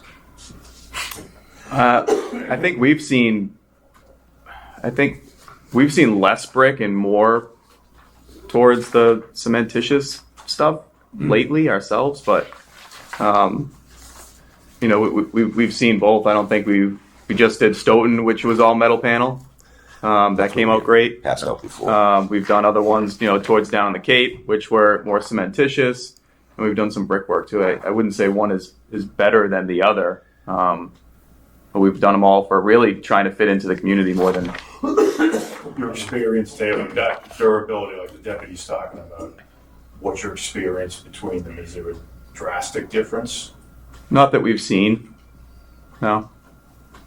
And I think the metal panel is durable too. I don't question that durability. So I'm in agreement with the deputy. It's for visual. We're not architects, but at the same token, we want to make sure it's durable, because I know with some buildings we've had built, there have been issues later on that come up, and we want to make sure, as we said before, that this is going to be a 50 to 75-year-old building. We want to make sure we do it right from the beginning. Mr. DiCarlo? Yeah, I heard a couple of comments from neighbors that they did not like the metal siding at the top. They'd rather see it be like a police station. And not myself, other people might. Well, I'm glad they're checking the website, I guess, to keep updated. But it's not. I like the look of the Westwood Fire Station. I do think it looks sharp. I don't know what kind of panels it has above the doors, but it's not hardy board. It's like white panels. It could be panelized hardy too. Panelized hardy. Yeah, they have that. This one, yeah. Westwood? I don't have. I don't know if they did it. I don't have the cost estimate in front of me. It looks like a board and batten up there. So Yeah, exactly. That looks sharp. I'm not sure what it is, but it's, Yes. It's probably hardy panels. it's just, again, I think it would be a more attractive site when you drive by there and see, you know, that little complimentary touch. It's obviously not, the police station, which is shown on there, is, you know, a peaked roof, but it has the hardy wood. This is a, you know, a different building, but because it is a different building. But there's also a cost savings in there, and without affecting the square footage of the building. I think if there's a direction to look for additional cost savings, we can visit that. My architectural hat, this doesn't want to see that as hardy plank. That's just my personal opinion. But again, that's what architecture is. It's personal opinion. Because it's the way it's formed, you know, the massings, all that stuff. But looking at a complex, I can completely understand what your statement is. But I think if like you said, there's cost savings there. We could probably save a couple $100,000 to modify the exterior material.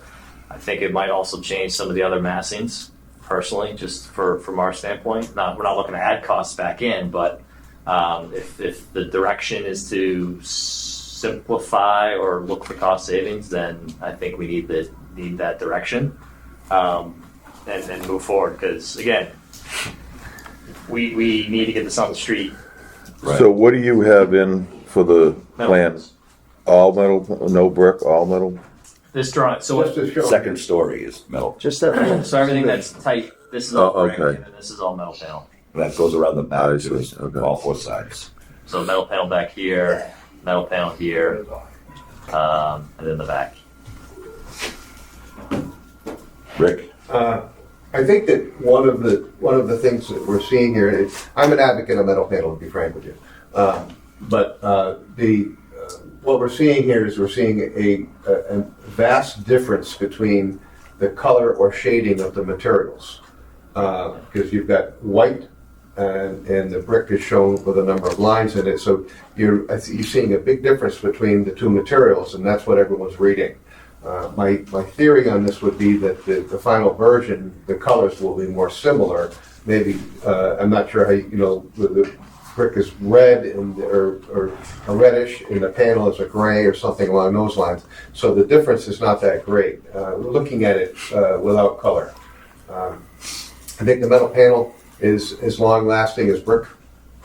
Maybe not just as long lasting, but I think the cement siding is going to require maintenance. Would that be a compromise to just change the color of the metal paneling to match the other buildings? Yeah, but does it come in different coloring? Okay, so Yeah. I think that's a little bit less stark than what we're looking at in the black and white version. And I think there was a older rendering of this where the metal panels were black. Remember that?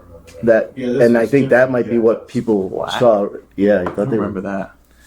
I think it was. No, I feel like it was darker too. It I was. don't think it was. I don't think. Black would melt off the building. Right. I thought it was darker, too.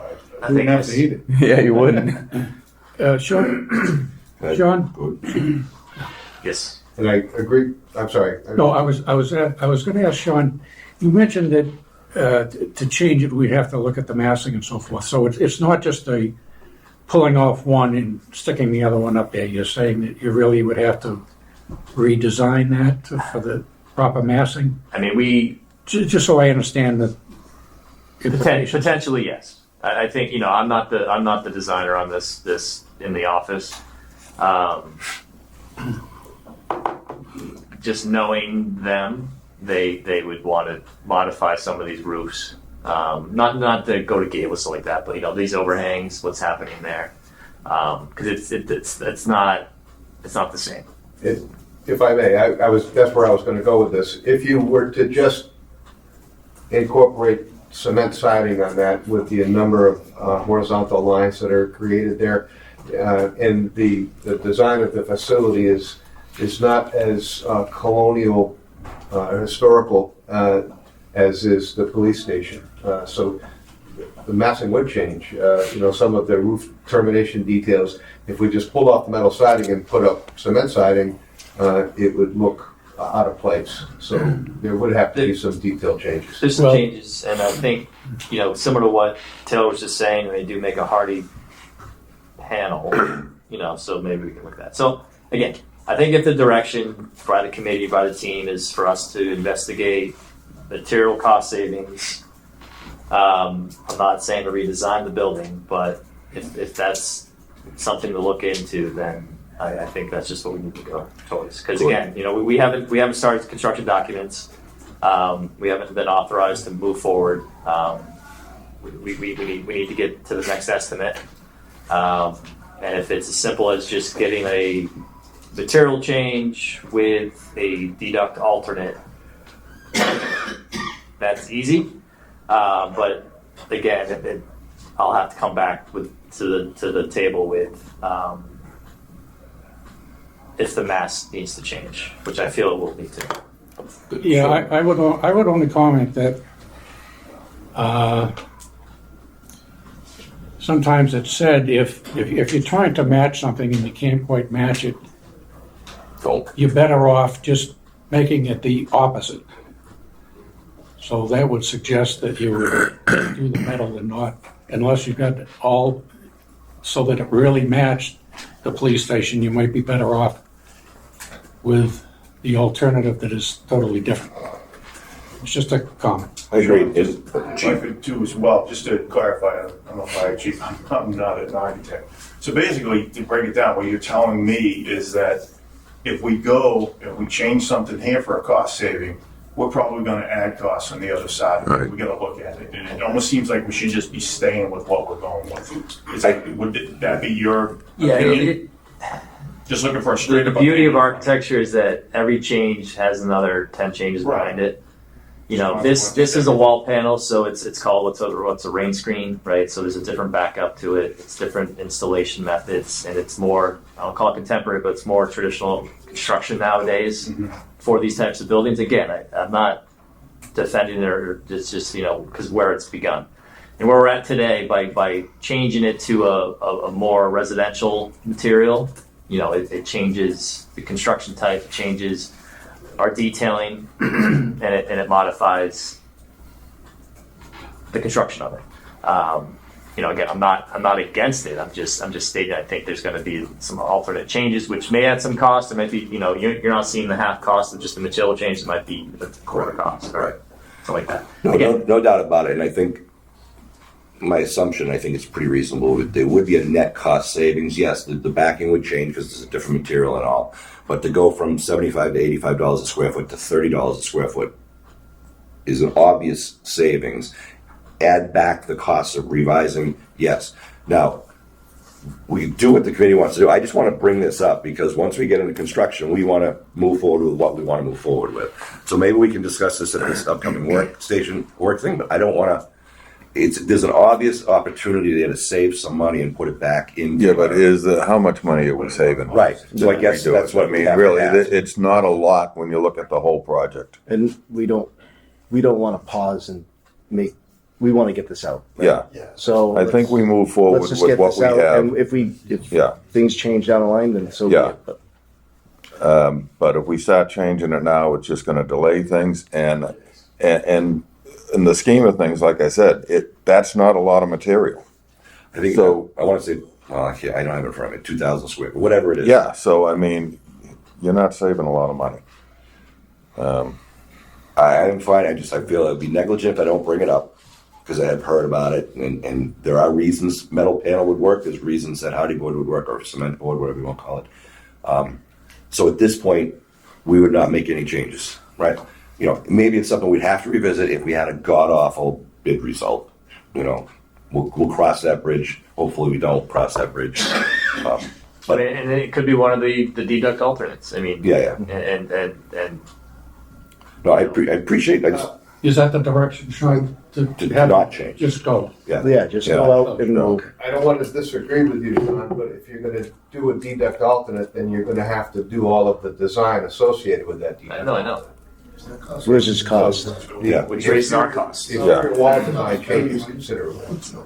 I know. Again, maybe it's something we Just can. want to make sure we So understand. as of now, we'll just move forward. And we'll Yeah, I Move forward the way. My goal is to not touch the interior of the buildings, to leave the footprints as they are. So I'm just looking like, where is something that if we have to, there's a potential cost savings there. And hopefully we don't have to investigate it, but I just want to bring that up. So it's something we could revisit if we have to. So obviously the consensus of the committee is to move forward as proposed with the metal panels. Right. Thank you for the discussion. I appreciate it.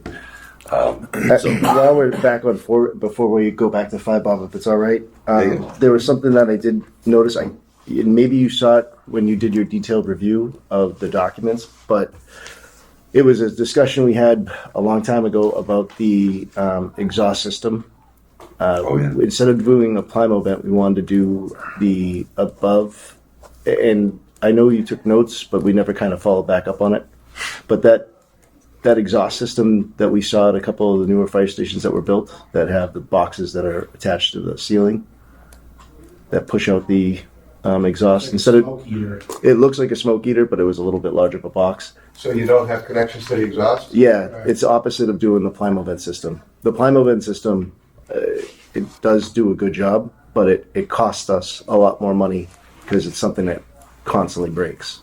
Okay. And the other stations that we saw that did these exhaust systems liked it because you don't have all this extra material dangling from the ceiling. What's it called?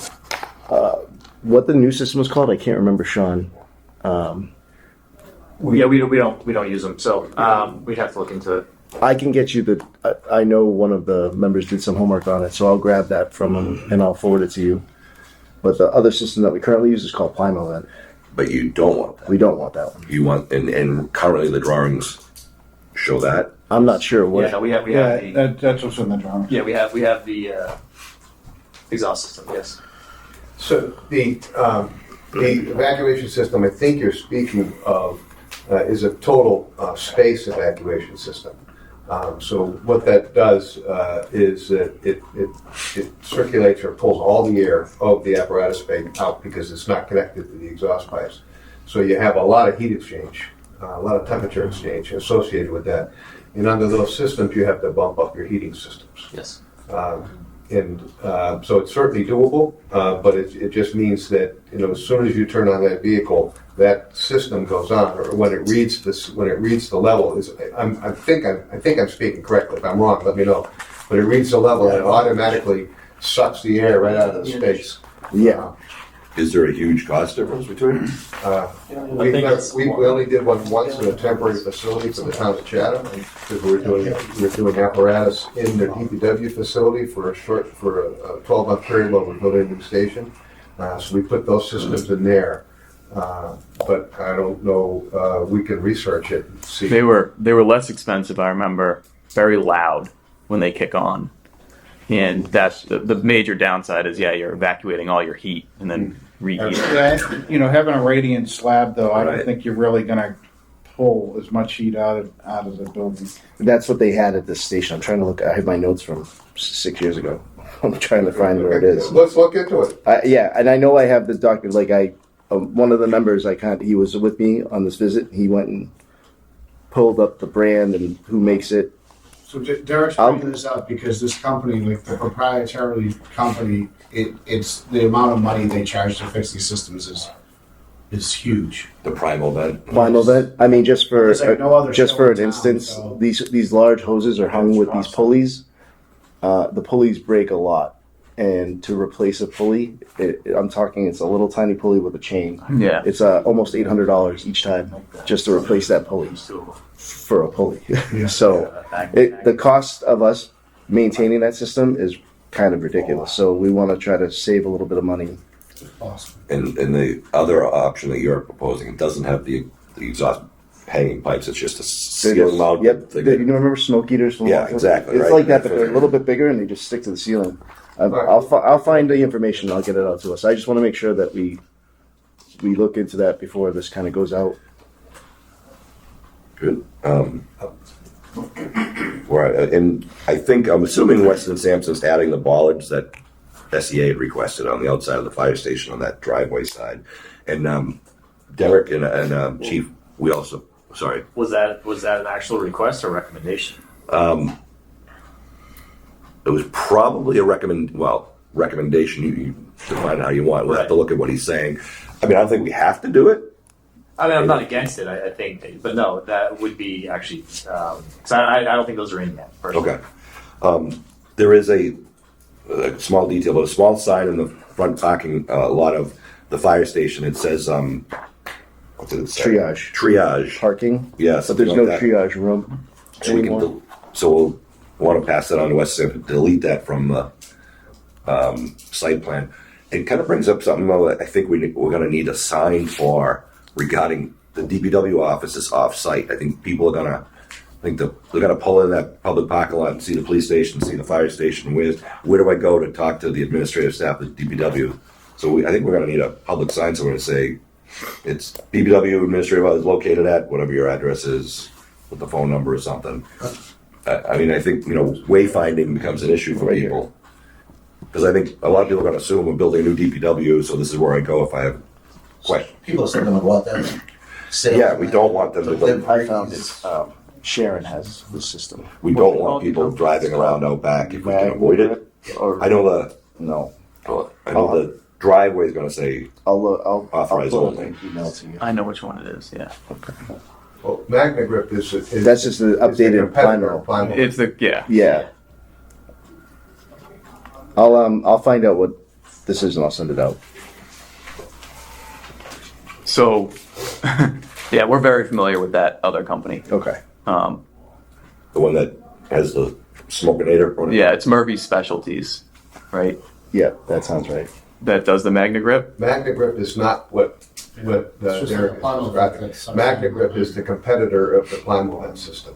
That's what I'm saying. Okay, but Magna Grip, I don't believe they have a. They don't. Boxes.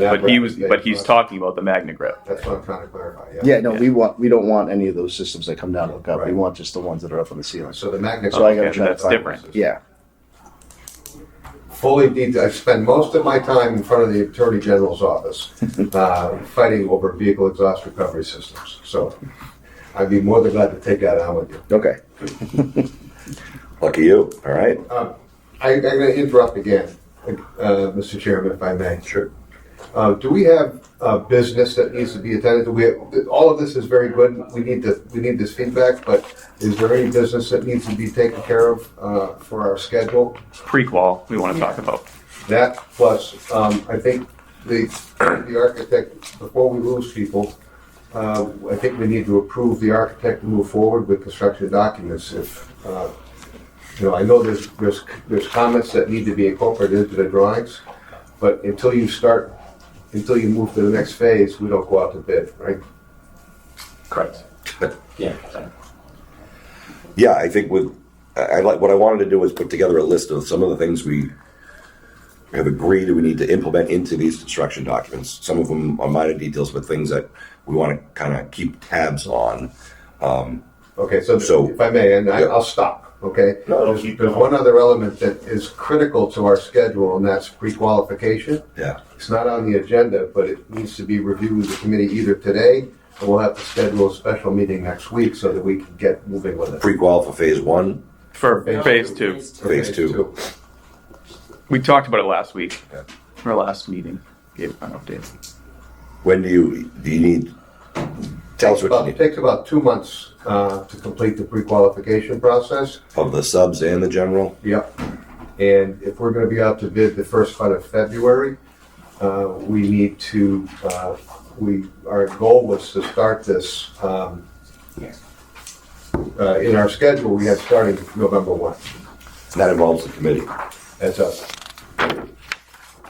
Explain to us our role in the pre-qualification process, if you would. So I can explain it to you. Right, Molly? So I'm sorry but I just No. want to make sure. no, that it's we're actually covered. super important. Yeah. It needs to be started now. So they're basically pre-qualification because of a project of this size for phase 2. It's a process in which the general contractors and the subcontractors pre-qual. So they'll send us their packages early. We won't have bid numbers or anything on it yet, but essentially people from OPM, designer, committee, get these packages, and there's a standards rating system, and you go through and you make sure that they have bond capacities, you make sure that they are qualified. And if they should fail, then when it comes time to do the actual bidding, they cannot put a bid in to get the project. So you pre-qualify, people don't pass, then they're not allowed to bid and then therefore get the project. So essentially, this needs to start now. It takes like 2 to 3 months. So if our goal is to go out at February 1st, we backdated it where this really needs to begin ASAP. So I've set up, we're going to be using Bid Docs, which is an online system where general contractors and subcontractors can submit their pre-qualification packages. And what we actually need to do today, so there will be representatives from OPM, designer, and then also the awarding authority, which is the town of Abington. So committee members, based on the amount of packages that we get, they will be divvied up. Typically, we will take on the general contractors, and then probably another sub or two, and each person goes through and rates these contractors, subs, general, and yeah, it takes some time. It's an online system, so everything will be right on the computer. Whoever is nominated or wants to do it from the committee will have a couple, Zoom meetings where I will walk you through the process of Bid Docs and give more details on it. But essentially, today, I believe, 2 or 3 people from the committee need to opt to join in. So, if I may, by state statute, any contract over $10 million requires pre-qualification. And the process requires, by state statute, that the OPM, the architect, and the client provide representatives to be part of the pre-qualification process. We normally receive about 120 packages from the general contractors to all the filed subbidders.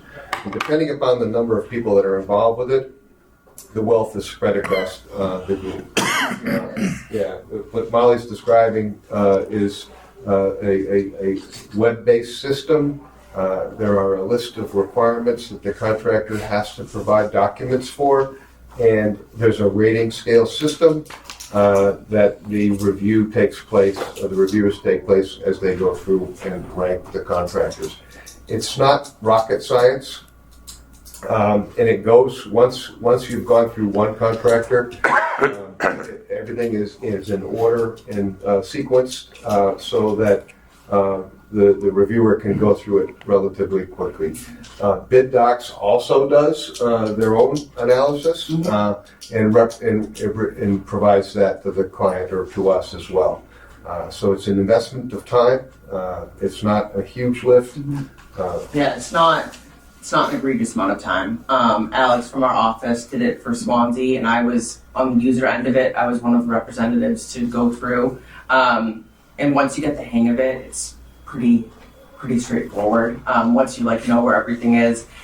For the people who decide to do it, I do have a guide of kind of what the questions would be looking for if you want more information.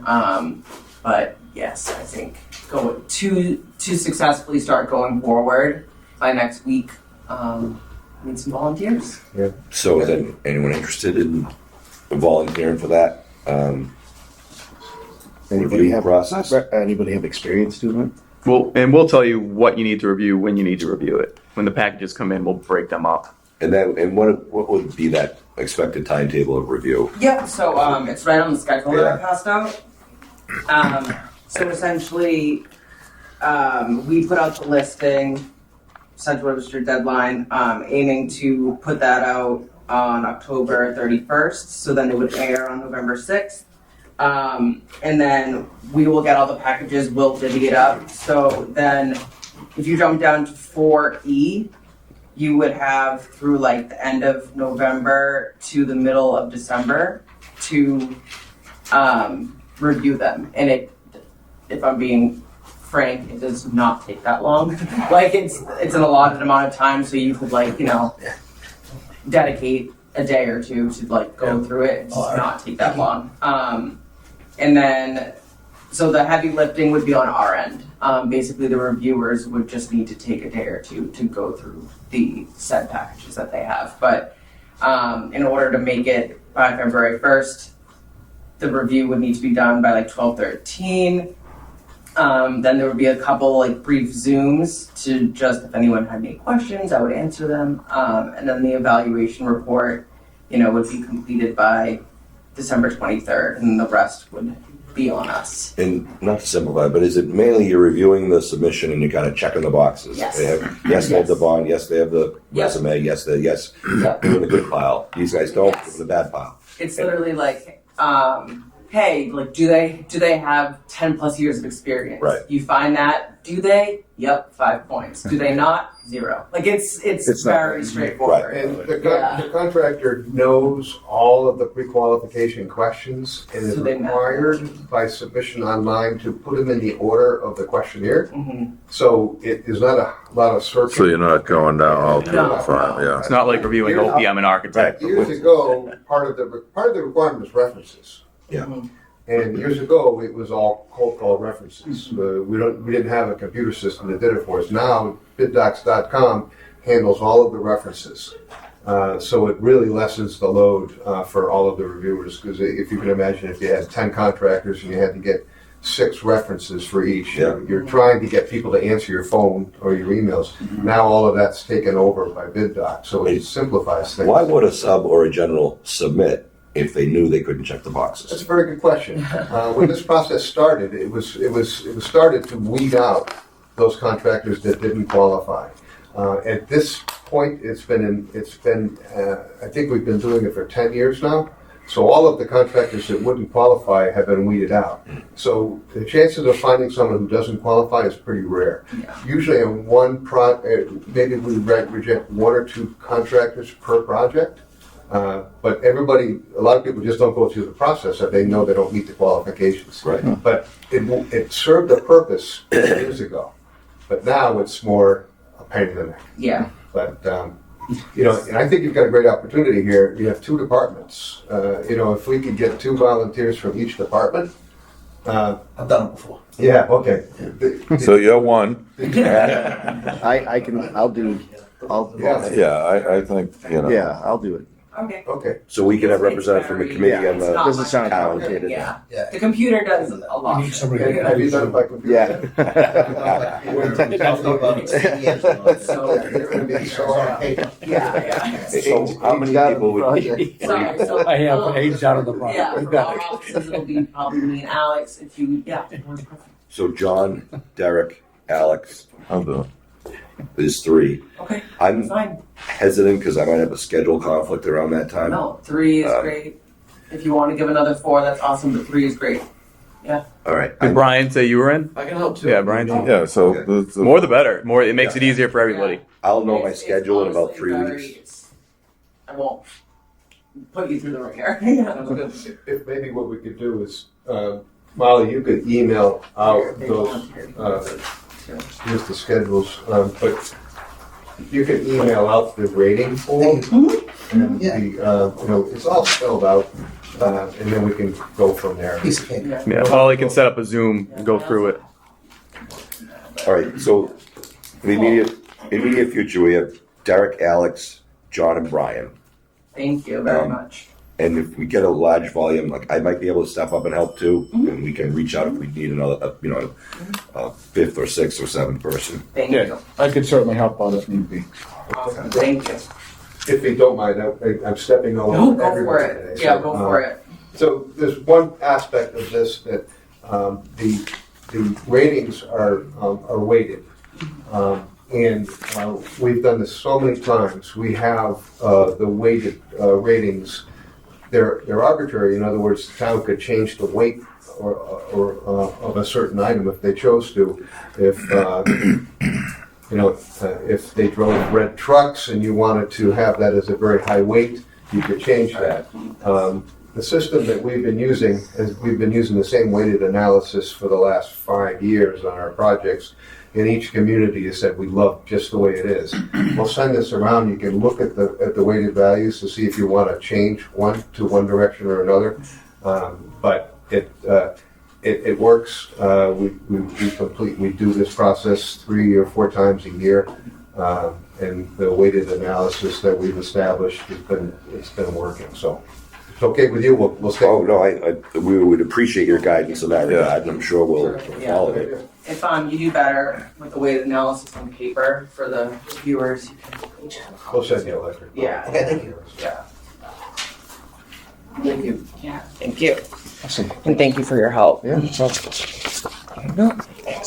So essentially that, if you go through it, if you find any glaring issues, like you want it weighted differently, you can let us know. I'll also send it digital, but it is part of state law that, you all see the rating systems and you agree that that's okay. Super. Great, thank you guys for stepping up, appreciate it. Anything else, critical? No, I appreciate it, this is why you're a project manager. Whether or not we want the architect to proceed with construction documents with conditions for the questions and answers that we're working through.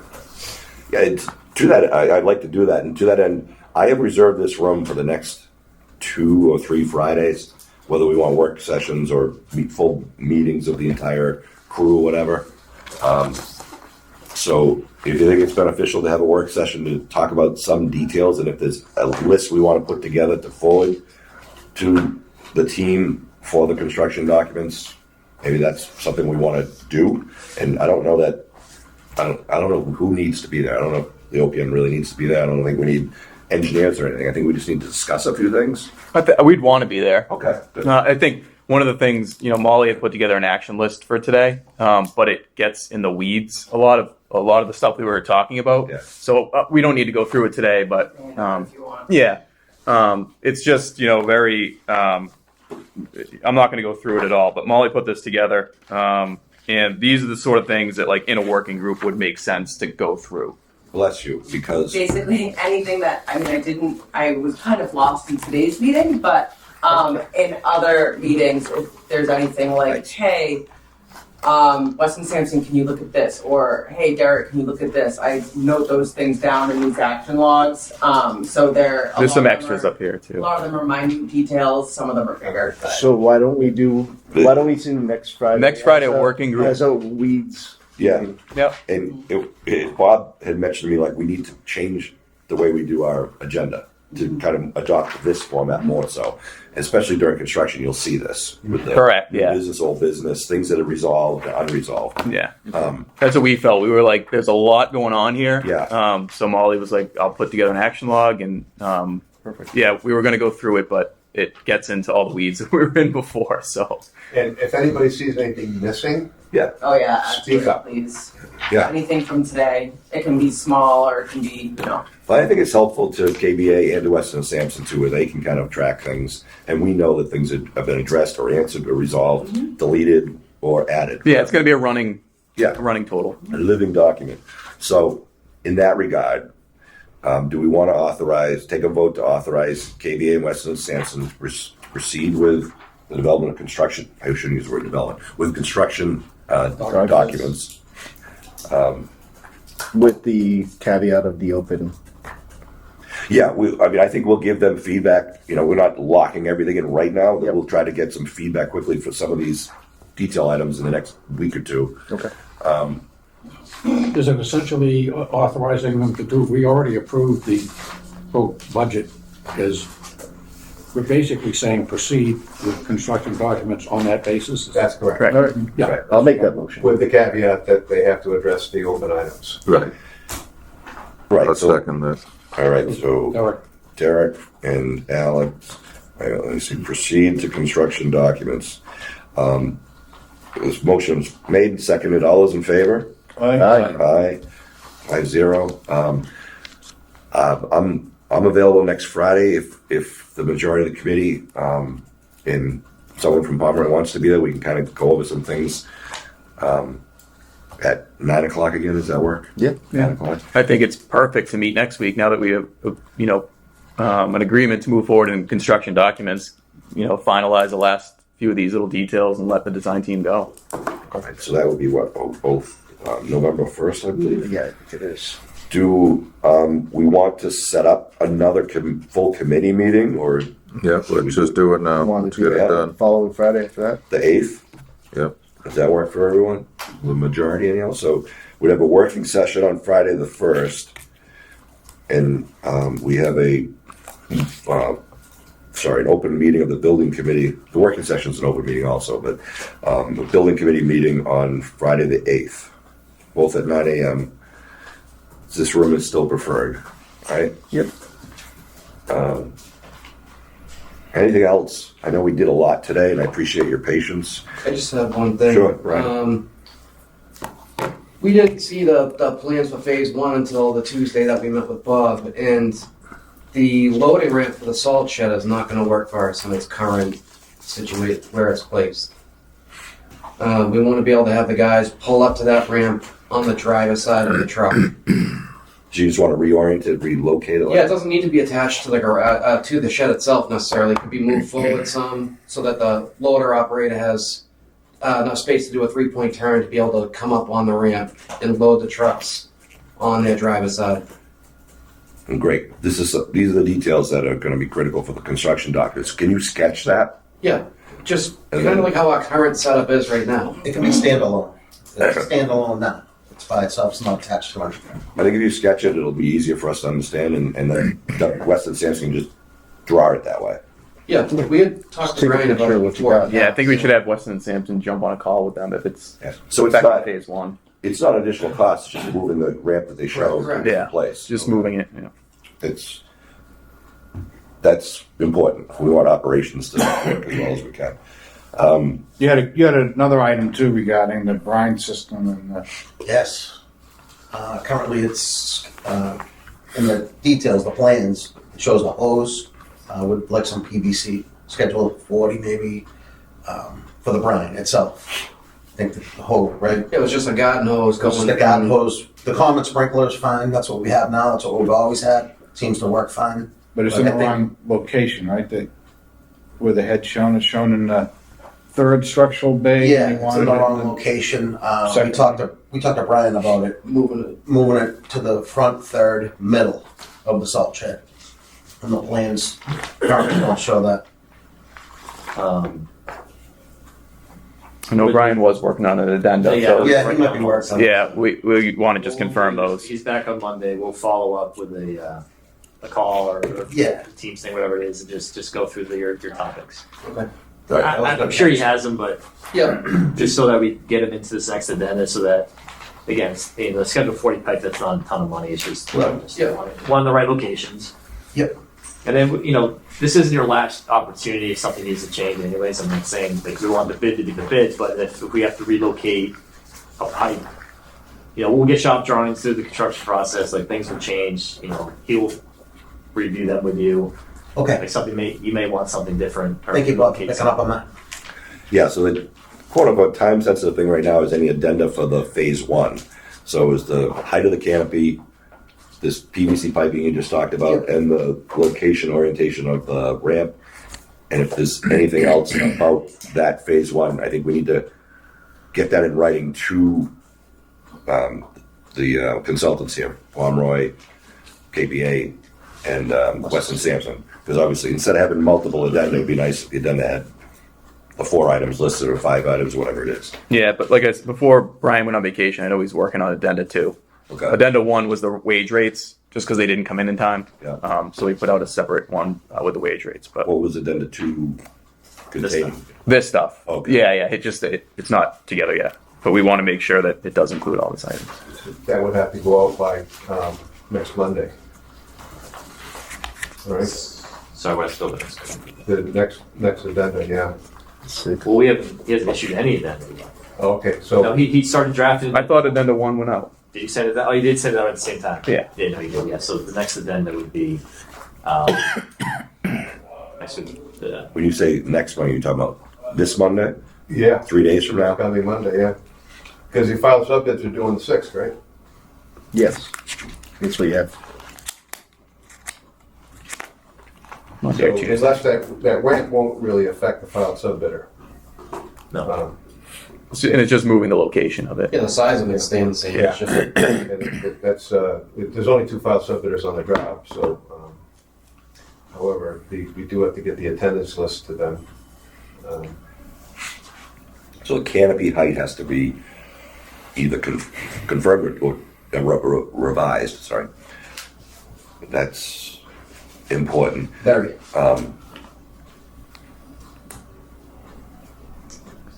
So our OPMs will help try to make sure that that addenda gets out on time with the Yeah. things that are included. There's no reason it can't go out Monday. Okay. All right, anything else? Any other bit? Mr. DiCarlo, our neighbor. Neighbors have a question about the status of the water main. We heard that in an earlier meeting. The water department had contacted us and just said that it's a very old water main in Central Street. And that the portion of the water main that was from between Washington Street and the new bridge had been replaced. Right. But the portion that's between the new bridge to Plymouth Street is the original or the existing older pipe. And so they had just a question or concern that when we tap into it, we're tapping our new pipe into an old pipe. And would, So is there a plan to replace it, or? oh, we have asked, So we asked Scott to look into putting it on, Yeah, it's probably a Scott question. in the water department, the water department said that their current, their current capital plan, pretty much all their money's going to the PFAS issue. So they were looking, maybe perhaps next year or the following year, could they do it? So at least replace it up to Park Avenue, if not all the way to Plymouth Street. If the water department doesn't have the funds, will the town be able to work with them to come up with some sort of funds at an upcoming town meeting? So the selectmen and the town manager are aware of it. Unfortunately, they both had to leave. But I don't know who, meaning the water department or the town, or if they're both going to try to share it. But it is something that we're trying to carry forward, and we will continue now on our working list. Follow-up question would be, if this was to go forward and they're replacing that, does that mean Central Street gets repaved all the way because of that work? I don't know if they go curb to curb or just the trench. I don't know. If there's work to be done out there, you'll know. We'll let you know. Maybe if those manholes get level so we don't hear every dumpster go by. Crash. All right, now you're asking for too much. Well, no, I just figured it was gonna be done. There's no plan to do it at the moment, but the water department is looking into it. They would like to get it done. They don't have the money, like Sean said, but we've got 2 years to get it done, and it might happen.